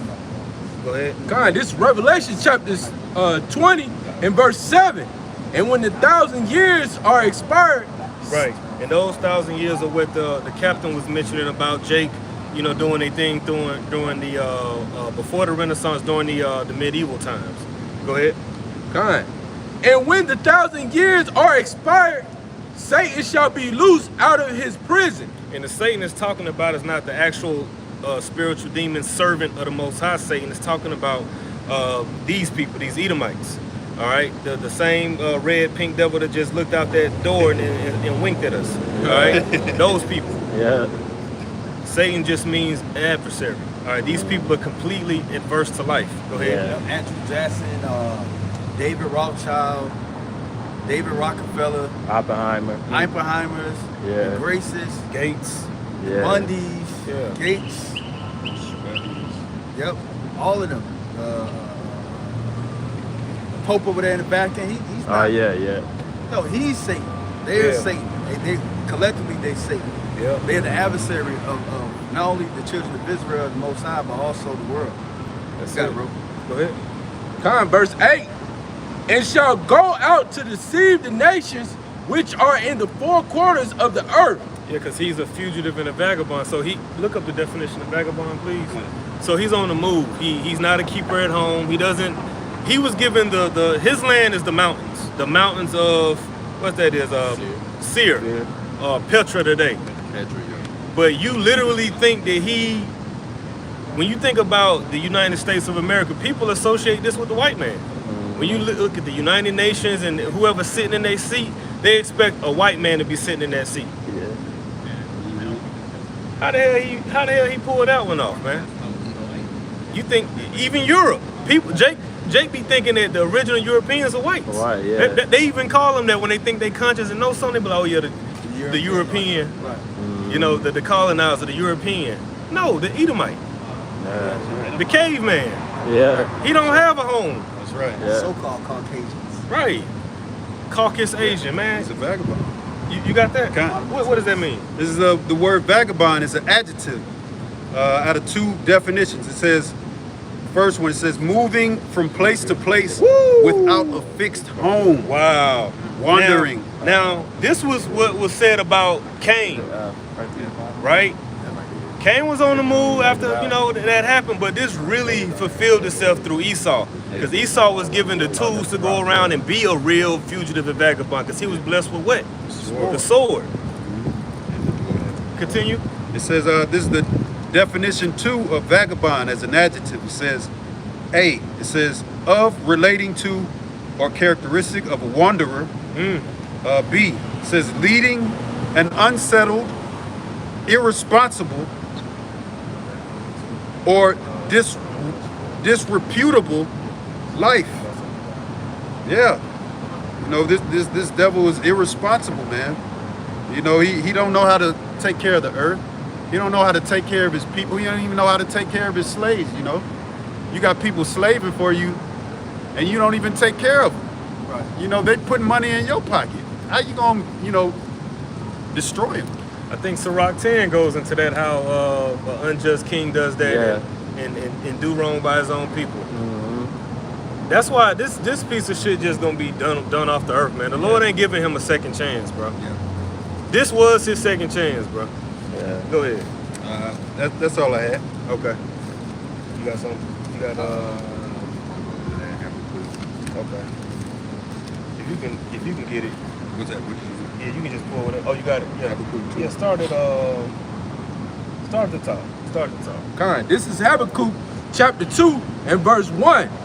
I will stand upon my watch and set me upon the tower, and will watch to see what he will say unto me, and what I shall answer when I am reproved. And Yahweh answered me and said, write the vision and make it plain upon tables, that he may run that readeth it. For the vision is yet for a appointed time, but at the end it shall speak and not lie. Yeah, all the prophecies were spoken and written for appointed times throughout history.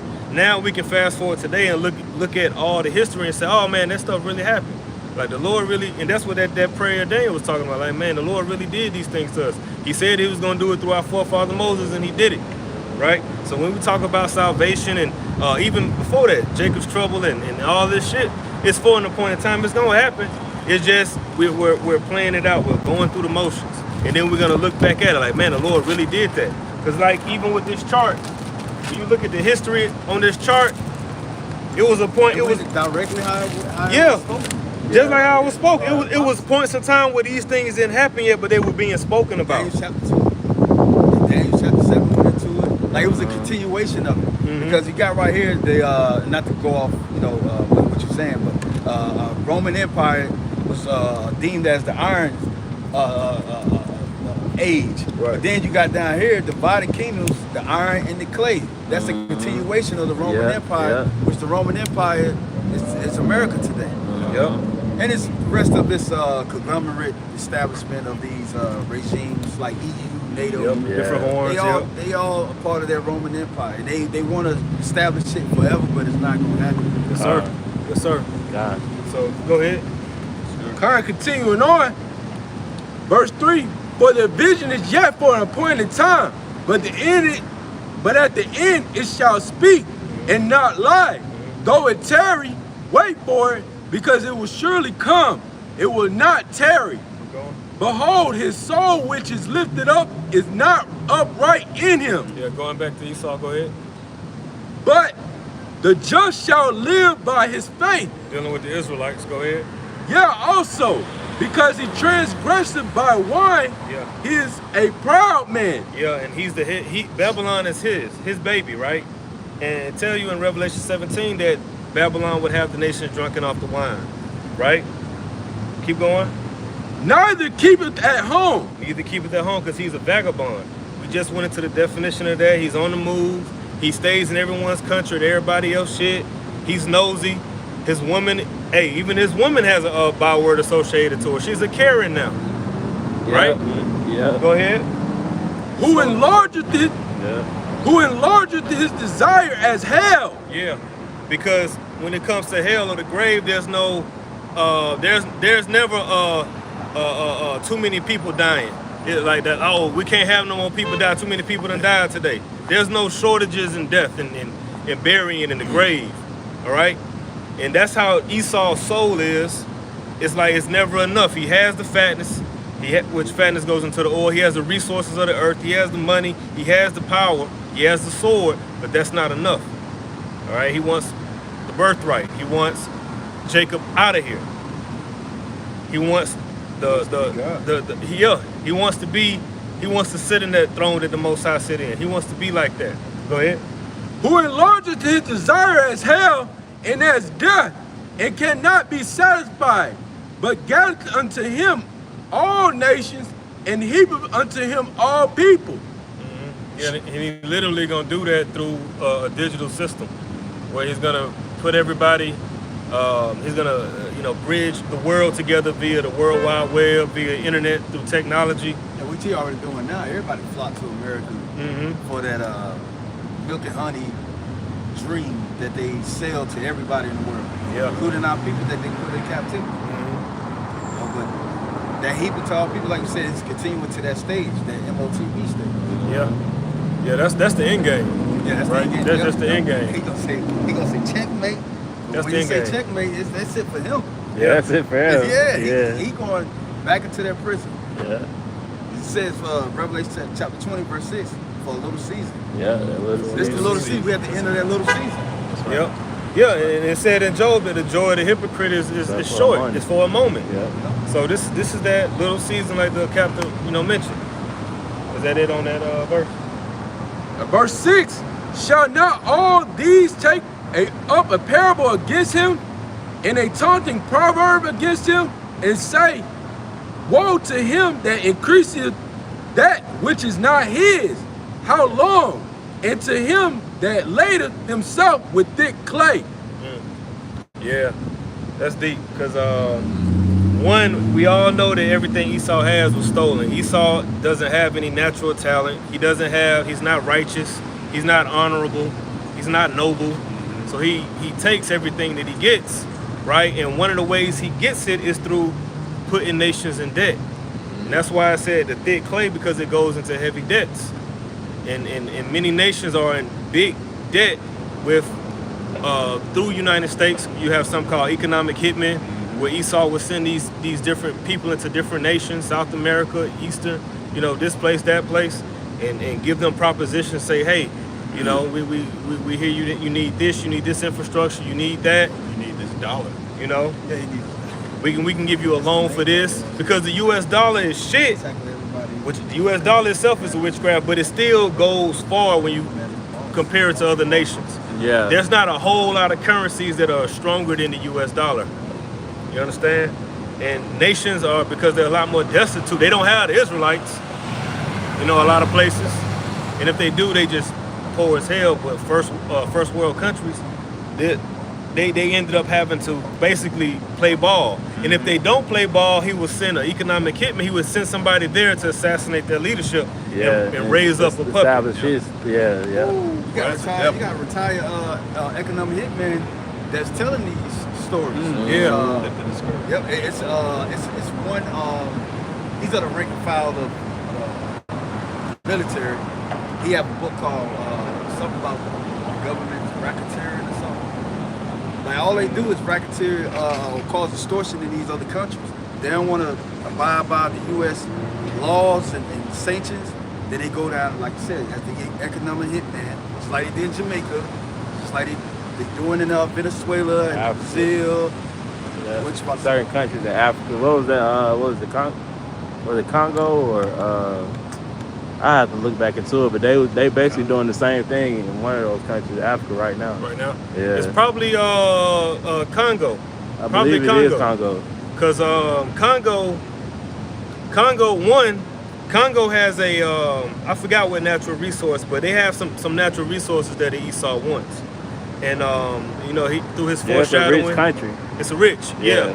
I know Afghanistan was opium. Opium, yep. Even here in the States, they saying the lithium and the quartz that was in Asheville and in those areas, which is why Esau went in there. But they said before he went in there, he came in there with a proposition. He said, hey, Here go a bag. Hey, sell out, basically. Yeah. Sell out. Sell your whole community out. That's how he get that to push the dollar, because that's what he was doing with the oil, with those they present themselves as Ishmael, but they really Edomites. He controlled the oil, but now it's to the point where, you know what I'm saying, he's kind of the dollar is collapsing now because he don't have that access, such as other countries being more rebellious now. Yeah, because they're catching on to his lies. They're catching on to the Esau game. going against Esau, Yeah. Russia. Yeah, house divided. So Esau want those resources, and if you don't do it, man, he gonna get you out of there and get it. Because like we just read, his soul is like hell. It can't be satisfied. Bring it out. This is 2 Thessalonians chapter 2 and verse 3. Let no man deceive you by any means. Yeah. For that day shall not come. Because it is a lot of deception out here right now. I know brothers been talking about that lately. Be mindful and be careful about some of these things that you're seeing on social media, because it's in a time of many false prophets, many deceptions, many little things that's going to trip people up. All right? The Lord is coming back soon, right? Go ahead. Except there come a falling away first, Yeah. and that man of sin be revealed. Yeah, because he's been a fugitive and a vagabond the whole time, hiding behind different identities. Right. The world ain't know who he was until the Hebrew Israelites came on the scene. All right, the anti-messiahs, aka the Christians, didn't know who the hell Esau was until the Israelites came on the scene. Right. Making it plain upon tables, making it clear, saying, no, these are the Edomites, they the so-called white people, calling them out. Yeah. These devils, these are the Edomites, these people here, these are the Israelites, these people here, these are the Ishmaelites. Right? Because the truth, give me 2 Ezra 6 and 27, please. The truth has been kind of on, low key. But now, through technology, through the internet, and just the spirit raining down on all flesh, now the truth is being out there, it's being put out there. Because judgment is right around the corner. I got precept too. Okay, we're going to bring that out there, we're going to get yours. Go ahead. God, this is 2 Ezra chapter 6. A little bit more. Okay, go ahead. If you don't mind. It says, and that man of sin be revealed, the son of perdition. Yeah, the son of destruction. Because everywhere he goes is the trail of destruction and death and death. Like even look at the United States. It was full of natural resources. Yeah. It was a different odor when I was growing up here in the States.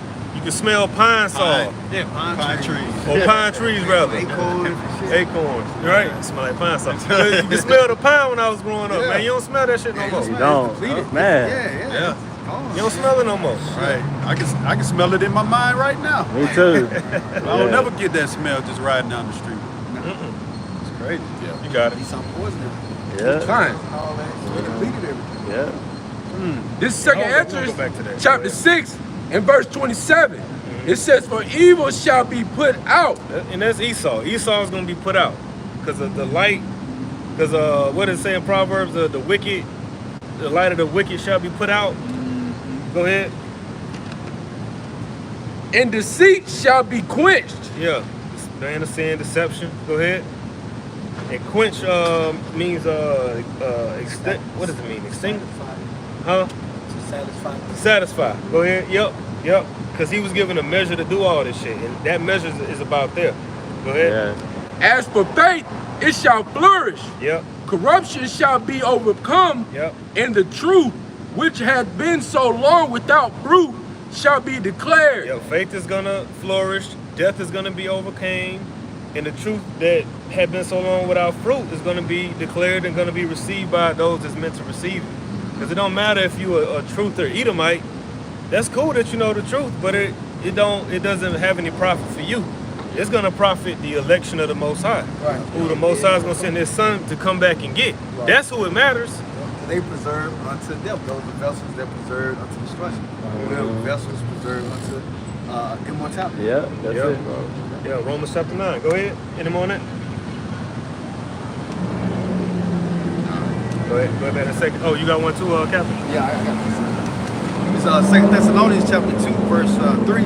Let no man deceive you by any means. For that day should not come, except there come a falling away first, that man of sin be revealed, the son of perdition. You got it. Yeah, he's being revealed right now. Did nobody know in the world that Esau was this damn devil that the scriptures speaks about, which the maker of the whole creation inspired this book by his thoughts. So the Lord himself is like, look, this nigga is wicked as hell throughout the whole book, and the world didn't know, but the scriptures just revealed it. Like, hey, look, to that man be revealed the son of perdition, the one that worketh iniquity, the mystery of iniquity. That's Esau. Mm-hmm. It's starting by people first. The earth doesn't become wicked by just creation itself. You know, you have wicked things not to touch, poison ivy and all that. You know not to touch that. That's good for your health as a creature. But at the same time, the knowledge of evil comes from man. Mm-hmm. And the knowledge of good comes from man, but that inspiration really comes from the Heavenly Father. Yeah. The Lord set Esau up to be that wicked on the planet Earth. Mm-hmm. You got it? Yep. Now we in the time of him being revealed. Yes, sir. Yes, sir. Go ahead. This is Malachi chapter 1 and verse 4. Whereas Edom said, we are impoverished, but we will return and build the desolate places. And just like the captain was going into, and this is what he was doing, man. He came over here, he started building up. You see his kingdom, you see what it came out to be. Thus said Yahweh of hosts, they shall build, and he allowed them to build. All right, going into Revelation chapter 6, the red horse. All right, going into the horses, he was given power. All right, and that power he was be able to build. The Lord allowed him to do this, man. All right, the earth was given into the hand of the wicked. Job 9 and 24. If I'm not mistaken. That led up to it now let. Yeah. The Lord let him do that. Yeah. He let him get back into his blessing. Yeah. That Isaac gave him. Yeah. You got it? That's it. Yeah, he allowed him to build it up, man. Because it's all according to the Lord's will, man. It's all according to his plan. Because it's all for Yahweh Shem Yahweh Shai at the end of the day. Yeah. As the brother was going into, Right. It says, because who can take him down but the Most High? right. Can't nobody take Esau down. Right. By the original war King David did, Yeah. King Solomon kept him on the wraps, but that didn't last long, so obviously it has to be the maker. Yeah. Now he's super powerful than back then. Right. Yeah. Script maker. Continuing on, it says, build the dust places. Thus said Yahweh of hosts, they shall build, but I will throw down. And they shall call them the border of wickedness, and the people against whom Yahweh had indignation for forever. All right, and the Lord has something against these devils, man. All right, He's allowing them to build, but eventually, in the end, which we know prophecy, that end all be all is going to be those ICBM missiles, man. And then the transition of power going into 2nd Ezra chapter 6 and 9.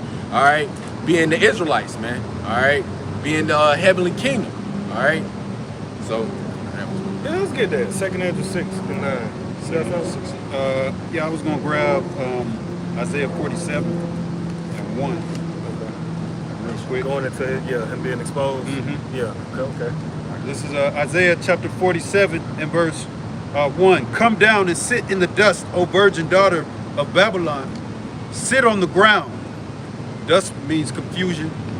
Babylon, the daughter of Babylon is America. Yeah, they're gonna lose that so-called light that they got. Right. They claim themselves to be the light bearer, Illuminati. Yeah. They're gonna lose all them wits that they got to try to conquer the world. Yep. That's what that scripture's talking about. No more wisdom and teaming. Yep. Yeah. It says, there is no throne, O daughter of the Chaldeans.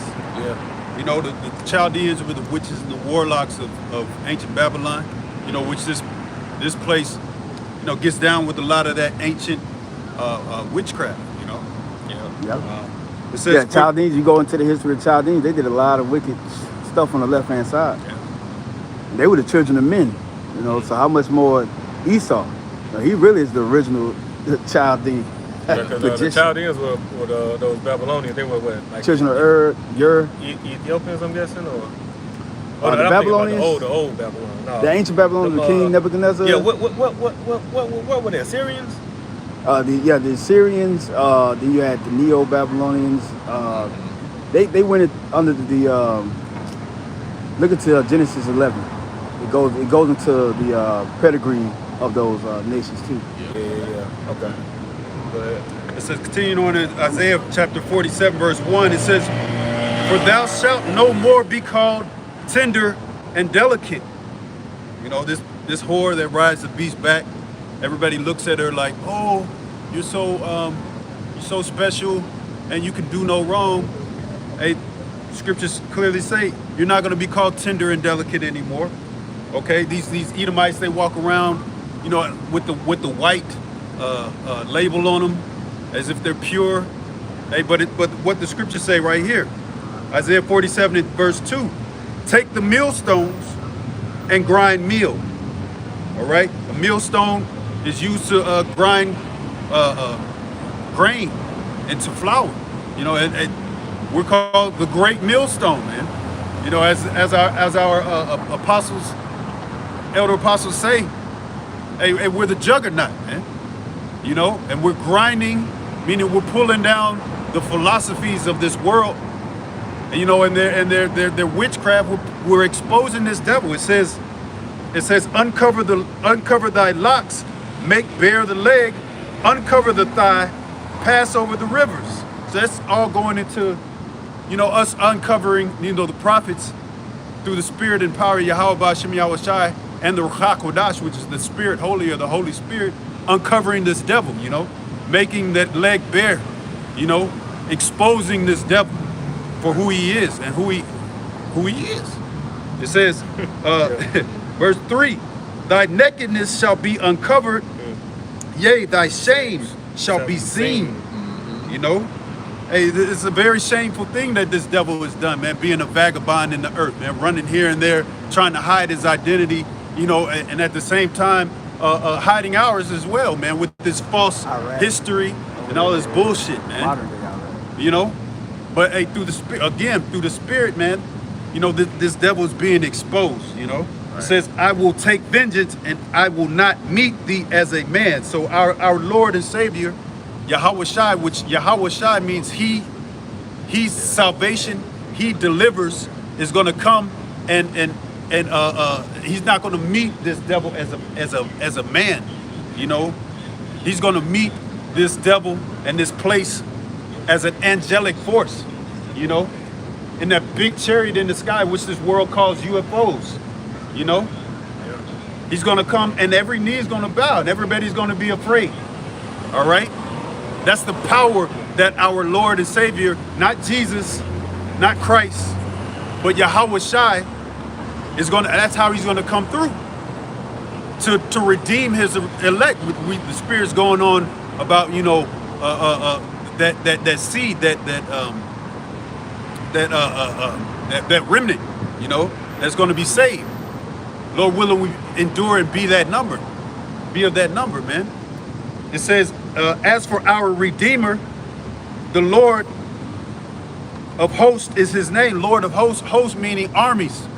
He's going to come. Not only is he going to come in his own magnificent, glorious fashion, his glorious chariot that's going to cover the whole sky from that, as far as you can see there to as far as you can see there. He's going to come with a whole fleet of chariots, man, which are the heavenly the heavenly vessels, man, the angels, to destroy and set everything back right, man. He's going to put you so-called Negroes, Latinos, and Native Americans, starting with his elect, at the head, Salakia, at the head and not the tail, as we are to this day. It says, the Lord of hosts is his name, the Holy One of Israel, or Yashar Allah, he Prince Power. He is the Prince of the Power, the Lord of Israel, the Lord of Yashar Allah. What you got? All right. Yeah, because we was going through the Spirit how the transition of power, but from transitioning from Esau to Jacob. All right, and through the Spirit was mentioned how where it's going to start at. This is Isaiah chapter 13 and verse 6. It says, "How ye, for the day of the Lord is at hand, it shall come as a destruction from the Almighty. Therefore shall all hands be faint, and every man's heart shall melt." That's the beginning of that transition of power, man. All right, after these things happen, after that ICBM missile happened or hit this place, all right, that's when that transition from one kingdom to the next, which is the Israelites, which consists of those that's on this tribe, man, on the 12 tribe sign. All right, and I'm gonna just go ahead and grab that second Ezra for you. This is second Ezra chapter 6 in verse 9. It says, "For Esau is the end of the world, and Jacob is the beginning of it that follows."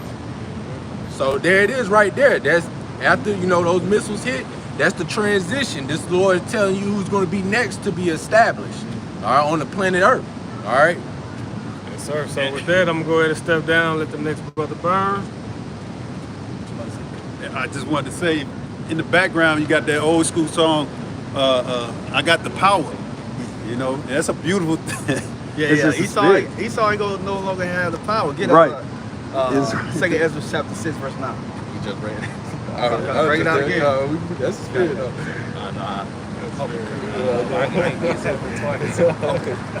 I dropped it too. Hey, this is second Ezra chapter 6 and verse 9. "For Esau is the end of the world, and Jacob is the beginning of it that followeth." Right. Yep, Esau's the end of the world because Esau has the power right now. And it's all according to his blessing. Yep. Get Jeremiah chapter 30 after that. Read that whole script and then get Jeremiah 30 verse 7 after that. The verse 10, it says, verse 10, "The hand of man is between..." No, go back up. Read from the top again, verse 9. This is second Ezra chapter 6 and verse 9. "For Esau is the end of the world, and Jacob is the beginning of it that followeth." Yep, Jacob is the beginning of it that follows. We're gonna have that power. Just like that brother mentioned that song, "I Got the Power." I forgot what Evite lady sung that song. Yeah, I forgot. But she had a very intriguing voice too. Yeah, it's very powerful. Right, I got the power. Yeah. Get that. Jeremiah 30. 30 verse 7. This is Jeremiah chapter 30 and verse 7. It says, "Alas, for that day is great, so that none is like it. It is even the time of Jacob's trouble." It's even the time of Jacob's trouble. We had the Officer Shamat do a class on the martial law codes and executive orders that the United States has on the books, just in case of a national emergency. Those things about to come to pass. This brother is reading the future prophecy, which is the time of Jacob's trouble. It's going to be great sorrow out here. It's not going to be birds chirping. It's going to be birds chirping still. Fruits and vegetables still going to grow from these fields and these trees. But at the same time, people are going to be in great trouble. It's going to be a great trouble out here, man. It's going to be a famine of the word. It's going to be a famine of people feeling empathy and sympathy for each other. It's going to be an all-out slaughter. And you got these times too, people are doing that in these civil times, in the time of the cool of the day. Meaning, you know, it's a time of people just, you know, getting along and whatnot. You got people murdering each other on camera, live, especially our people. Yeah. But in this time, everything is a wrap. Selected. Number 911, you got it. Just to, for edification's sake, that song is called "The Power." Is by it's a song by German Eurodance group Snap. Oh, Yeah. the water, bro. The water. Con. Jeremiah chapter 30 and verse 7. It says, alas, for that day is great, so that none is like it. It is even the time of Jacob's trouble, but he shall be saved out of it. Yep, at last for that day is great. There's going to be a great day like no other time. It's going to be greater than all the days that you ever lived on this planet Earth. Name one great day that you had. That day is going to top all of that. Yeah. Name which day that you seen all type of hell just erupted out of nowhere. 9/11, people can say, but that time is going to be greater than 9/11. The people over there in Manhattan and New York, Twin Towers area, you got the railroads. Them people was troubled. The transit lines, they was troubled. Yeah. Everything came to a halt. And this time, everything is literally going to come to a halt. People going to be running through people's houses with swords. Like it says in 2 Ezra chapter 15, 3 or 4 people going to be running in your house for food, shelter, just like the movie The Road. I mean, we said, you know, it kind of sounds like a broken record, but it's really not. If you really take the time and really let it marinate and look into it, like, whoa, these times coming? I barely want to get up for work. How much got to be on the run from a nigga that's chasing me for a can of beans? Right. That's how you know that the Lord will have to put the Spirit on us to be able to withstand those days. Right, yeah. We gonna morph. But besides the spiritual power, we're gonna have to endure just the time of just believing at that time. Ain't no telling how long it's gonna be, but it ain't gonna be far long, you know, like these times that we're wishing for the kingdom of heaven to come. Because we in the time of the kingdom of heaven to come right now, due to the prophecies and certain things of the adversary doing what he's doing, and also the elect standing on the highways and byways preaching his truth. You got it? Good. This is Matthew 24 and verse 21. But this shall be great tribulation, such as was not since the beginning of the world to this time, no, nor ever shall be. Yep, and brothers just went into the account of Noah. How he preached for 120 years to the Adamites, which were the chosen people at that time, which was really us anyway. Because post the flood, the blessing, the covenant still came through the chosen line, which was through Shem. Not Japheth, not Ham. They wasn't chosen through Noah. Noah cursed Ham for some folly that he did in the tent when he was drunk. And Japheth, he just, you know, the Lord just didn't bless him. Right. Just like you had the sons of Keturah with our forefather Abraham. He had Ishmael, but the Lord only would bless Isaac, and he blessed Jacob from Isaac and not Esau. So those times are coming to where the Lord is going to, he's already making a separation right now of who he already wanted as the hopeful elect. But Jake that's not taking heed and this truth is meant for them, they're going to catch that fire instead of that rain. Because back then they caught the rain from the sky. This time they're going to catch that fire from the sky, which they don't believe. They didn't believe the rain was coming from the skies at that time. And they also doing the same thing in this time. It's nothing new under the sun. You got it. Verse 22, and except those days should be shortened, there should no flesh be saved. Yeah, and the days are being short, man. If you go through all the ill things that Esau, our enemies, doing, and also his allies, which are these other nations, they helping him promote wickedness in the earth, these GMO foods, these laws. You know, they got constrictions on us as a people. You so-called Negroes, Latinos, Native American Indians, you can hardly do nothing. You really ain't got no freedom, let alone liberty. The only liberty that we have is the liberty of the Lord. We have the liberty to read, study, to listen to the teachers who the Lord set up, even though we got to work these jobs and, you know, slave for our enemies. But this time is not going to be forever, because it's a time when the Lord is going to say, you know what, that's it. Wherever brothers stay at, we're going to have to endure at that time. I'm over here in North Georgia. All the lights go out. The EMP goes out. All electricity go out. The cell phone don't work. Your batteries don't work in your flashlight. Well, it might do though. I don't know how. You know. EMP work. Yeah. Right. According to these batteries too. Yeah, because Esau is evolving these different technologies as well, to where you got to depend on his system. The Lord gonna cut all this stuff out. Then guess what? Really, hopefully let minds is gonna be open. We may not have that spiritual power at that time, but our minds is gonna be open to the point of we seeing through the Spirit that the Lord could guide us, and to the point that okay, now I'm about to zap them with spiritual power, or I'm gonna give them the faith to endure, to go to the chopping block in the prisons. Because they're gonna hold us in prisons too. A lot of brothers got videos going out to where it's going, but this is the time to where it's the key to the lock of us getting to our salvation. This is not it's a bad time, but it's not a doom and gloom for us forever. Because we already went through the doom and gloom. We just gotta go through the last bang of things. And that's these prophecies. You got it. Continuing on, it says, but for the elect's sake, those days shall be short. But for the elect's sake, these days should be short. And it is short. It was just camp last week. Now we at camp again. Yeah, it ain't like the facade. You know, like yesterday. Like 2 weeks ago. Right. We just got anointed and everything. But now we in October. We at the end of October. We going into the holidays and Thanksgiving. We just celebrated the Feast of Trumpets, the Feast of the Day of Atonement, the Day of the Feast of Tabernacles, and now we're going into the Feast of Dedication. And then we're going into the Purim, the Feast of Purim. A lot of these things are speeding up because of the elect's sake. I got it. You got it. This is the book of Job, chapter 14 and verse 5. Seeing his days are determined, the number of his months are with thee. Thou hast appointed his bounds that he cannot pass. Yep, because when we was in the time of the Persian Empire, the Syrian Empire, the Babylonian Empire, we asked those same things. Lord, when is these times is going to be sped up for us to get into our kingdom? You know, how long do we have to suffer the sinful flesh first and foremost, and also the atrocities of our oppressors? Right. Now, you know, you look at the time of the Lord, we're at the end of these times.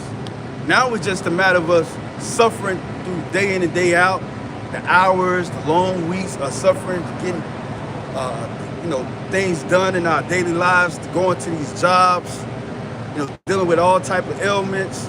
Seems like forever, but really we at the end.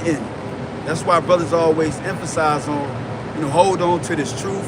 Don't get persuaded by men to have to where you lose your crown, because the Lord said he's going to come back at a time that you least expect him to come. That's how we have to be all the time, because look, it's fast forward. Well, the Roman Empire was over 2,000 years ago. Now we're in the time of the iron and the clay prophecy that Daniel prophesied in the time of the Babylonian Empire.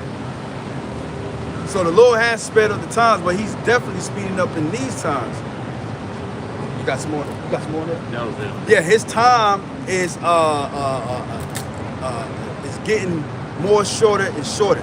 That's why Revelation chapter 12 goes until he knoweth that he have but a short time. That's right. Satan knows that he have but a short time. Revelation chapter 12 verse 12 goes to that. He knows that he have but a short time, because the Lord already prophesied through many books, but in this particular book the brother just read, Job chapter 14 verse 5, he know that he can go but so far. That's why he's trying to, like, look, man, we know he exists, but he don't exist. Yeah. Because how is he going to exist and he let his people be in this chaos, right, and us steadily prosper? Yeah. Hey, can I bring out that word determined? Come. And that, so this the word determined in Job chapter 14 and verse 5. It says to cut, to sharpen, to decide or to decree. It says to mutilate. You know, so the Lord is gonna cut that very last, up into the last millisecond. The Lord has already decided how long He gonna let Esau rule, man. Yep, He's gonna cut that the beast's head off. The Lord will be going against His word in Revelation chapter 20 verse 6. Oh, He's gonna come out of His prison for a short time, and then He's gonna what? War. He's gonna deceive the nations like He's doing, setting the veil over people's eyes, calling Himself the chosen people, calling us the chosen people degenerates. It's going to come a time where the Lord is going to cut that off. And guess what? The world is going to have another type of spirit in it. The spirit of truth is going to blossom up, like the brother mentioned in 2 Ezra chapter 7. The infidelity should be taken out of the way, because this infidelity amongst our people is literally fixed already. Oh, you got the woman already striving against the man, let alone the system itself. And Jake, you know, he wasn't brought up the right way, so infidelity is going to be at an all-time high amongst the chosen people, let alone the world. But we under these curses, so we feel it more. But the time, like the Lord said, those times is going to be done away with. Intemperance, unbalanced scales. This world is unbalanced as a mug. Everything is turned upside down. But the Lord, look at these times, man. Look at these times. You know, look at the brothers from Dallas videos about the algorithm, World War III.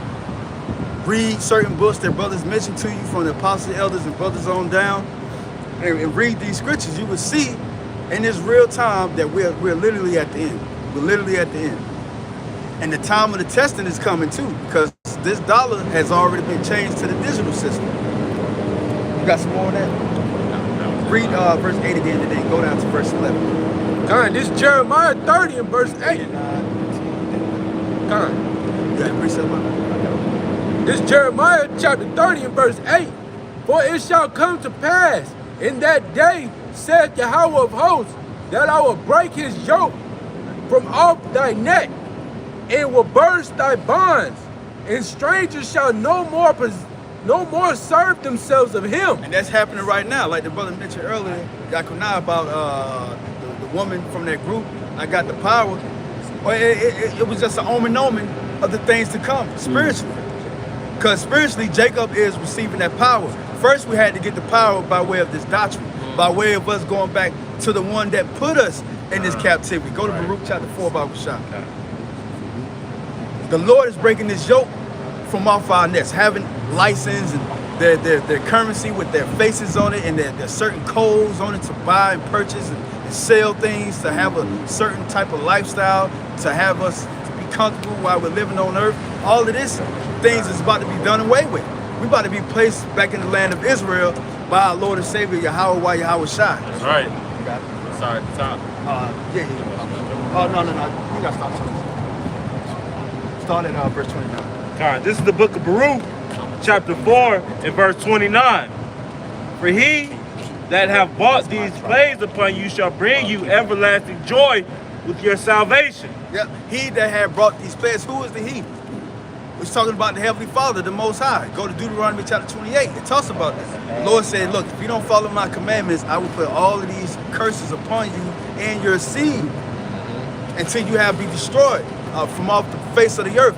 And that's had been happening ever since then. But the Lord is having mercy on us, because he said if he would do away with Israel as a whole, as a people, then the sun, the moon, the stars, the seasons of the planet Earth, the rotations of how the earth evolves would be done away with. Basically, life would cease to. Hey, that's a good turn to bring it out. Life would cease to exist. But you know, God forbid, because now the elect, the hopeful elect that you're looking at on the highways and byways now, we're being rose up in the spirit to fulfill those prophecies of the Lord coming back and dwelling in amongst men, like it says in Revelation chapter 21, talking about the tabernacle being amongst the Lord's people. Yeah. Baruch chapter 4, verse 30. It says, take a good heart, O Jerusalem, For he that gave thee that name will comfort thee. Yeah, and the good heart is not talking about being a good Samaritan, you loving white people, feeding the homeless. Right. No, having a good heart is according to the wisdom and knowledge and understanding of the Lord. Right. That's the good heart. Saying prayers in the Hebrew to the Lord. Rebuking your own self. Charity. Charity. Yeah. Getting exhorted by brothers. Examining yourself, and if you're a man, come out on highways and byways and declare this truth to Israel, like a watchman unto Israel, like our forefathers, and know your history. To you females, be modest in apparel and be a keeper at home. You know, help out your husband. Those things of that nature. Don't be a harlot, because the Lord said He did not make the daughters of Israel to be a harlot, nor the men of Israel to be sodomites. That's a good heart that you should be thinking about. Not the goodness of how the world portrays it as. Got it? God. Continuing, verse 31, miserable are they that afflicted thee and rejoiced at thy fall. Yep. Miserable is going to be Esau. He's falling right now.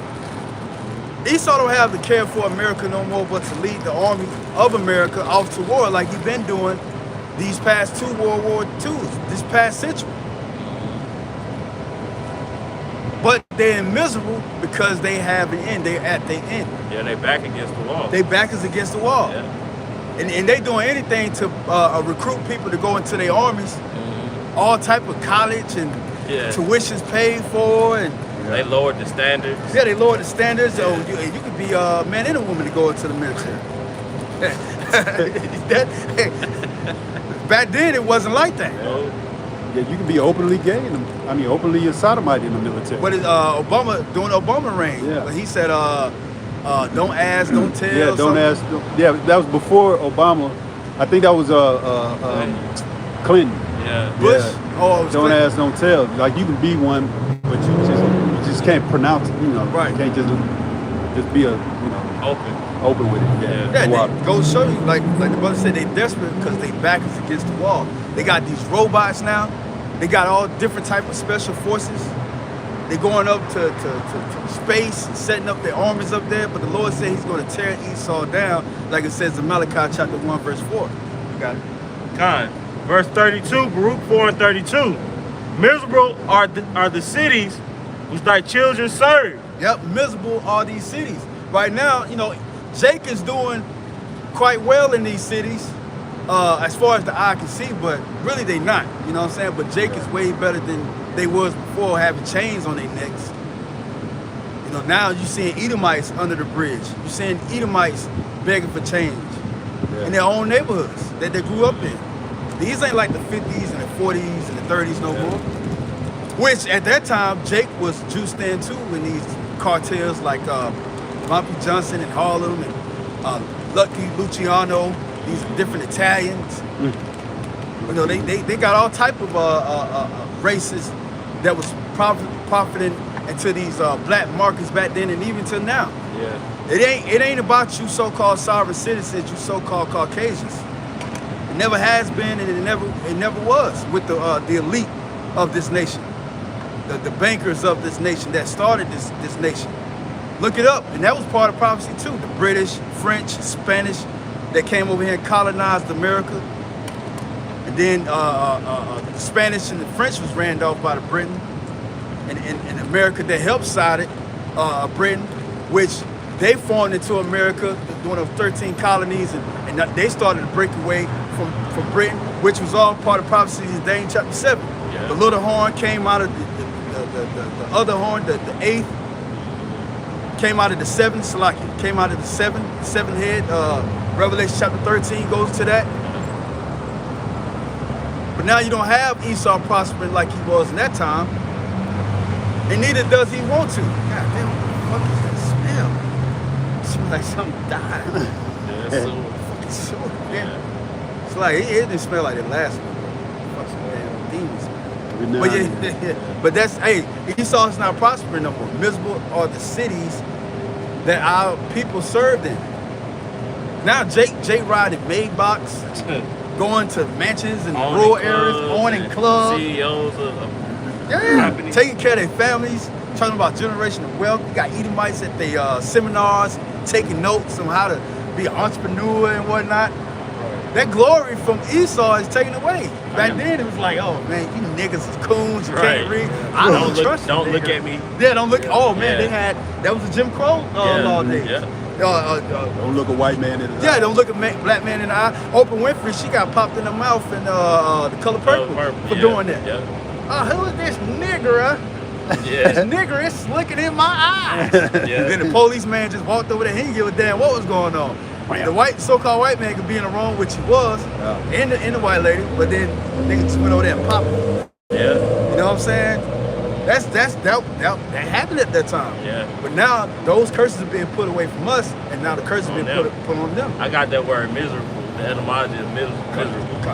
I'm gonna skip down just for the sake of time. It says to pity, to lament, or deplore. It says existing in a state of want or suffering. Yeah, and they in the one of what? That glory that they had back in the 50s, the 40s, the 30s, the 19th century, the 18th century, the 16th century, where they were just whipping us. Yeah. They owned us, man. You had regular people, regular Edomites owning us. Shit, and they made a during the profit 80s. off of us. Crack era. Oh yeah, the Bro, crack. Yeah, Jake yeah, was yeah. down so bad during that time. He saw they really had us. Yeah, oh yeah, You know? yeah. And it's by the help of our people too, by the way. Yeah, it's like They poisoned those neighborhoods. Like I mentioned, a lot of Jake migrated from the south all the way up to New York and upper states because they had more liberty for Jake up there to get jobs and make a living for themselves. But now, you know, it's not the same as it was back then. Plus, there's no need for those times because so-called technology has increased. But at the same time, the people morals decrease and the value of life amongst men have decreased, and we have always been in that state anyway. But now it's more so of a crush to us because now they're saying that they've been saying we're no people, but we don't have no gods. And then we start raising up as, saints. Now they're saying that we're not the saints. right. But they can't bring that darkness on us like they did back then because now the Lord giving us the light. Right. By way of internet, these books, secular history, it all lines up to what the Lord is talking about. Misery are their cities. And these cities is really talking about the people that's in these cities. Yeah, the people make the city. Yep, the people make the cities. A lot of these Edomites going on TikTok and they saying, hey man, how the hell are people surviving with these jobs, with kids? How are y'all doing it? No, they losing their minds. They losing their minds, man. These college degrees ain't helping them like they used to. You got it. Con. Back in Baruch chapter 4, verse 33. For as she rejoiced at thy ruin and was glad of thy fall, so shall she be grieved for her own desolation. Yeah, they was very glad of our fall. 70 AD with Domitian, Vespasian, part of the Vespasian, just like the Flavian Dynasty, the Flavian Dynasty. He was the like the youngest son besides Titus, and he raided the temple again, the second temple that was built up in the Hasmonean dynasty by the Maccabean sons, well, the sons of Mattathias. They was part of the Levitical priesthood too as well, but they rebuilt the temple and they dedicated that day to the Lord for having them to do so. And then around 70 AD, Domitian, he raided the temple during the Roman war against Jake at that time. Raided it and ransacked it, and Jake split it throughout the four corners of the earth, especially over in the western part of Africa, which we camouflaged amongst them. They couldn't tell who we were. Yeah. Because of, the skin color and whatnot, and, they had the different tribes. But Esau already raided that temple. Read that part again. Con.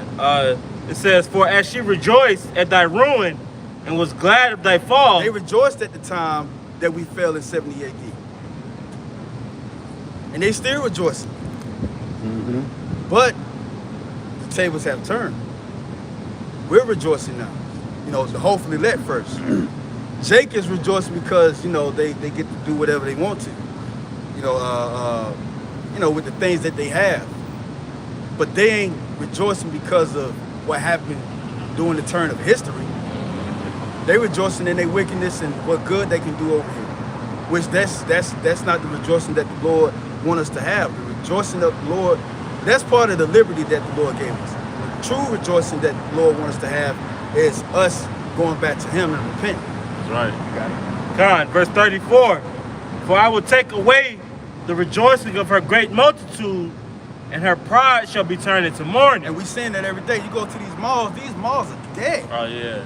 It might as well not even be a such thing as a mall. It's not. It's just a big ass store. Yeah. You know what I'm saying? And the concentration camps. Yeah. Those places Yeah, are really reserved for concentration camps. Yeah. These malls, these arenas, like the Mercedes-Benz Stadium just got built in 2017, 2018. You know, it's glamorous. You know, they got the flat screen TV, they got the open roof in there. Everything is like techno, but it's all was meant for concentration camps. Yeah, because Salakia. No, you got it. Like during the time of a catastrophe, just like they had the hurricane in Florida, New Orleans, they always tell people to gather at those. The Superdome. Yeah, They Superdome. gather at the water for bringing Yeah, that out. They yeah. They gathered Jake in those Superdomes and kept them in it. And guess what was going on in there throughout? Rape, robbery, murder. People was going insane over there in New Orleans in the Superdome. So how much more now? You got it. Con, verse 35. For fire shall come upon her from the everlasting, long to endure, and she shall be inhabited of devils for a great time. Yep. Fire should come upon her from the everlasting, from the Most High. The Most High is the everlasting. How Shah. They're the everlasting. How is fire going to come from the everlasting? By way of those chariots, which are the so-called UFOs. You're going to have laser beams coming out of those chariots, which are concentrated fire. Then you're going to have fire from the ICBM missiles, because the Lord said He set up the blacksmith to create such weaponry. That's going to be a fight that the Lord is going to allow these nations to shoot, because the Lord allows these nations to do what they do. Even come up to be a nation and to build as a nation. Yeah. To grab power from the four corners of the earth. Now the Lord is going to allow that fire to come down upon you, enemies of Israel, because of your doings towards Israel and also the Heavenly Father and His Son. And also in history too, because the Lord didn't forget about history, what you did to His Son Yahweh Shai and Israel that was in those different captivities. Keep reading on that, Jeremiah. We're going to end off on this. All right, I got you. This Jeremiah chapter 30 and verse 9. But they shall serve Yahweh their power, and David their king. Yeah, that's after the yoke is broken off from our necks. Spiritually, it's being broken from off the elect neck, but spiritually and physically, it's going to be broken off soon when the Lord crashed His system, the American system. You got it. But they shall serve Yahweh their power, and David their king. Yep. David, the king, is coming back to reign on the earth too. You got it. Whom I will raise up unto them. Therefore fear thou not, O my servant Jacob, said Yahweh, neither be dismayed, O Israel. Yeah, we shouldn't be marveling at the people, with their riches and the great power that they have. Netanyahu, what's his name? Netanyahu. Yeah, man. Yeah, he's not a Jew, y'all. Benjamin not a Jew. But he said on television, he said on live broadcast, he said he put a death penalty on the top of a woman's head for saying things against him. You know, that's the type of power that they got. You know, Jake should be dismayed at that. Jake go on Facebook Live and say some stuff like that. They end up in court looking stupid in court. Yeah. You know, with chains shackled up to him. But this man, he's still out going jet skiing and catching jet planes and riding on yachts and going to these summit meetings like he all innocent. Law don't apply to him. Right. They're not punished as other men. Yep. I was gonna say, look what happened to Charleston White. Now he was talking about how everybody should be going after them, and he ended up getting locked up. A lot of people think it's because of something, a petty crime that he committed, but that was all set up to get him for what he said, because that's how them devils work. Yeah. You can say, this system. I'm glad they locking up criminals. You black niggas They don't care. They'll use you as a scapegoat and still mess you over, just like they did Martin Luther King. Yo.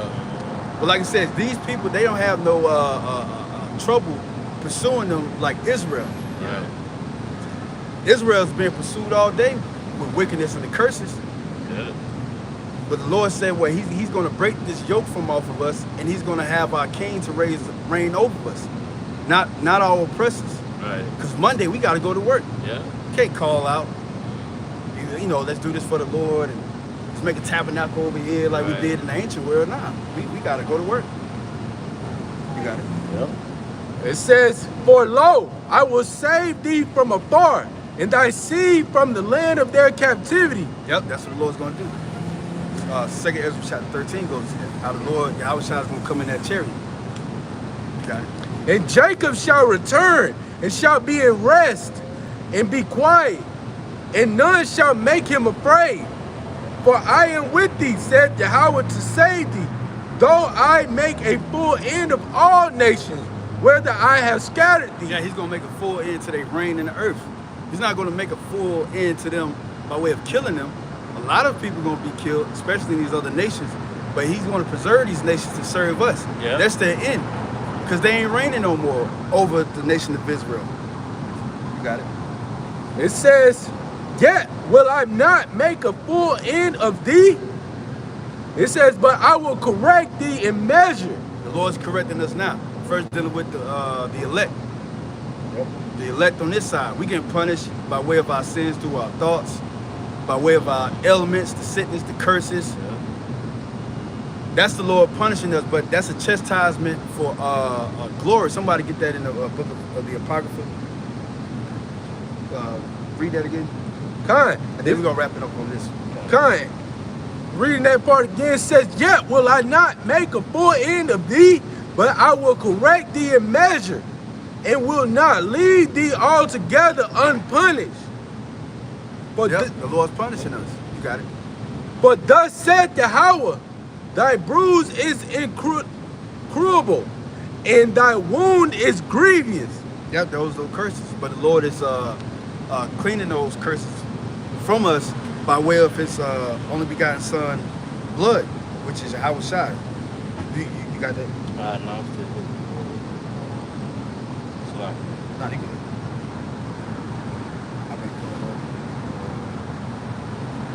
I'll read it again.